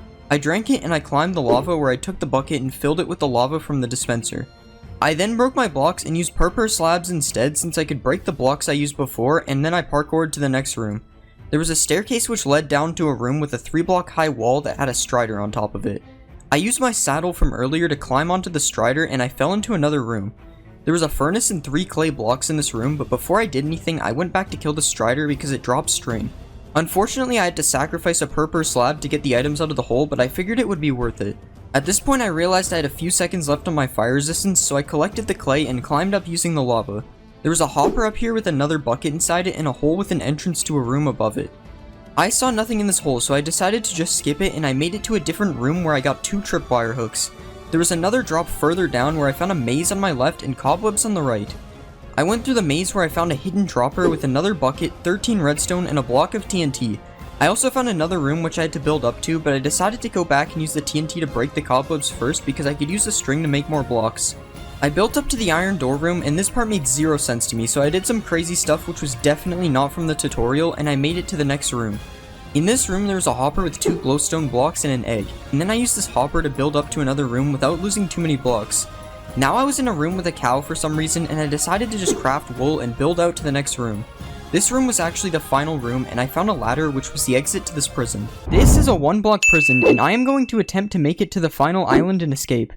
I spawned on top of a bedrock block with a carpet under my feet and a crafting table underneath it. I looked around and there was a bunch of islands surrounding me, and there was a bedrock block with a cobblestone wall closest to me. I grabbed the carpet and looked above me, and I found a composter. I grabbed the composter and used it as a block, and now I needed one more block to get to the cobblestone wall. I looked around some more and saw a chest on top of the bedrock block above me. So I tried opening the chest and I was barely able to open it. Inside of the chest there was 2 stacks of apples and that was it. 2 stacks of apples might seem useless, but in Minecraft you can actually right-click composters with food items and eventually you will get bone meal. So I spam-clicked all the apples and I had exactly 9 bone meal, which was enough to craft a bone block. I used the bone block to build up to the next platform, and now I could see there was a ladder on the other side. I used the carpet to get to the top of the cobblestone wall, but I was still missing a block to jump up to the next part. So I carefully broke the chest, and then I broke the carpet and placed the chest underneath me. Then I placed the ladder on the bedrock block and climbed up. I made the jump to another island, and now I needed 6 blocks to climb up to the next island. The problem was I only had 3 clay blocks, so I looked around, but all I found was a furnace and a crafting table on the edge of the island. So I broke the clay, and underneath it there was actually a dried kelp block and an item frame. If you didn't know, a dried kelp block is actually one of the best fuel sources. So I smelted the 12 clay to make 12 bricks. After that I made bricks, and I was confident that you got more than 1 brick block from 4 bricks, but I was wrong. So I still had 3 blocks, but luckily bricks can be made into slabs, and that gave me 6 slabs so I could climb up to the next island. On the next island there was a random sign, so I broke it. There was also an empty cauldron and some sort of lava thing above it that was covered in bedrock that led up to another island. I went further and found a staircase leading to another platform, and there was a hole in the ground, and I found a hopper that had 3 raw iron inside of it. There was also a bunch of droppers covering the rest of the island, so I searched them all and found a fire resistance potion. There was also a furnace blending in with the droppers, and there were 4 saplings inside of it, so I decided to use them to smelt the iron. The saplings only smelted 2 of the iron, so I used the sign to smelt the last piece. After the iron finished smelting, I went back up to the main platform and found a dropper that had dripstone in it. Now I had a good idea of what to do, so I went to place the dripstone above the cauldron, and I actually found another behind the cauldron, so I placed 2 of them above it. I was going to use the dripstone to fill the cauldron with lava, and after it filled, I could collect the lava and use my fire resistance to climb up to the next island. But I still needed to craft a bucket. I was about to drop down and use the crafting table from the previous island, but then I would have no way back up. So I looked around some more and ended up finding a crafting table at the end of the island. Now I was able to make a bucket, and I waited for the cauldron to fill with lava, and then I used my fire resistance to climb up to the top. So I made it up to the next island, and there was a mix of dirt and gravel on this island, as well as a wood plank which had 2 sticks on the sides. So I collected everything on the island, and that gave me 2 sticks, 1 wood plank, 8 gravel, 2 dirt, and 1 flint. I needed to build over the void to the next island, so the gravel would be useless to get across, and because of this I knew I was missing something. I opened my inventory and saw I could craft coarse dirt with 2 dirt and 2 gravel, so I made that, but now I only had 4 blocks.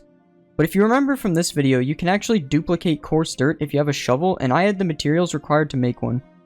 I just needed to find a crafting table, and like usual there was one on the side, so I crafted a shovel. Now I could right click the coarse dirt with the shovel, and I mined the dirt to get 4 regular dirt. I crafted more coarse dirt and did this one more time, and now I had 10 blocks that I could use. So I built to the next platform and made it with 1 block to spare. On this island there was a hole with a furnace in it and a 1 block hole with a bunch of rails inside of it. I couldn't get inside of this hole, so I needed to find something to get through. I dropped down into this gap and there was a crafting table as well as a piece of raw iron hidden inside of the hole. I ended up finding the rest of the iron in the other hole, so I smelted the iron with the wooden shovel, which made no sense. I don't know why I did this. I was only able to get 1 ingot out of it, so I used the lava bucket instead, which was much better fuel. After the iron finished smelting, I crafted a minecart and I used it to get through the hole. I almost suffocated because I thought the minecart would keep moving, and I got out and it put me on a tripwire which removed all my items and gave me permanent mining fatigue. Now I was unable to break blocks, so I collected the string from the tripwire and also picked up the stick I found on the wall. I walked out and there was an arrow and an item frame, and there was also 2 more sticks. I saw a target in the air and I assumed I needed to shoot it, but I still need a bow and I didn't have a crafting table. So I looked around a little more, and all I was able to find was a hopper on the side of the island that contained a fire charge. At first I thought this was useless, but then I realized I could actually use the fire charge to burn this wood plank I was trying to break. Once the plank burned, there was a hole underneath it, and inside of it there was a crafting table. So I crafted a bow and shot the target, and I thought nothing happened, but I turned around and a staircase appeared to another part of the island. So I climbed up the staircase and found a block of sand, and there was a platform that I couldn't get to because it was a 5-block jump. There was another area at the top of the staircase with a cow and a creeper trapped inside of boxes, and there was also a sign that said "press this" with a smiley face and a button underneath it. I looked around the room a bit more because I did not trust the smiley face at all, but all there was a platform above me that I couldn't reach. So I pressed the scary button and the creeper started floating. At first this made no sense, but I realized that when I pressed the button, the creeper was given levitation. The reason this was important was because I could make the creeper blow up and it would drop a lingering levitation potion effect which I could use to go to the platform above me. So I walked up to the creeper and found out it was actually named Subscribe, so please subscribe because the creeper literally died for this. Once it exploded, I was given levitation and I flew up to the platform and noticed that I had levitation for way longer than I needed. Luckily there was water on the island, so I positioned myself and landed inside of it. At the end of the island there was a hopper with 2 iron ingots and 1 raw iron, and that was literally it. So I dropped back down to the top part of the island and barely survived with 2 hearts. I ended up finding a hopper with steak in it though, so I was able to heal back up a little bit. Now that I had enough iron to make a bucket, I ran back to the island that had a minecart, and surprisingly the furnace was still cooking, so I used it to smelt the iron. Now I was able to run back and craft a bucket which I used to milk the cow to remove my mining fatigue. I broke the sand at the bottom of the staircase and I used it to make the 5-block jump to the other island. On this island there was lava flowing from the sky, netherwort and magma cream inside of item frames, and a cauldron that had a little bit of water left inside of it. There was also 3 slabs on the ground, so I broke them to check what was underneath. Under the middle slab I found a hopper which contained a silk touch hoe, and that was it. I also broke the slab behind the cauldron and found there was a brewing stand under it. It was obvious that I needed to get a fire resistance potion, but I was still missing a water bottle. I realized there was nothing else on this platform, but then I remembered something. There was actually 4 glass on top of the cage that had a cow inside of it on the previous island. So I jumped back to the other island and used the silk touch hoe to collect the glass and free the cow. Now I had 4 pieces of glass, so I was able to use one of them to build back to the island, and I used the other 3 to make glass bottles. Next I grabbed the water out of the cauldron and I made 1 3-minute fire resistance potion. I drank the fire resistance potion and swam down the lava fall, and I made it to another room. In this room there was obsidian in the form of a large nether portal with 1 missing block which had water flowing behind it. So I used my empty bucket to grab some of the lava which was all over the floor, and I used it to complete the portal. Now that the portal was complete, I still needed to light the portal. I had nothing in my inventory to light the portal, so I figured I missed something and began looking behind the lava. With time running out for my fire resistance, I was able to find 8 string hidden in the lava. At first this seemed useless, but I realized I could make the string into wool blocks. The wool blocks could then catch on fire and light the portal if I got lucky. So I placed down the 2 blocks of wool, and luckily they lit the portal, and now I was able to enter the nether. When I entered the nether I was free and I had escaped the prison.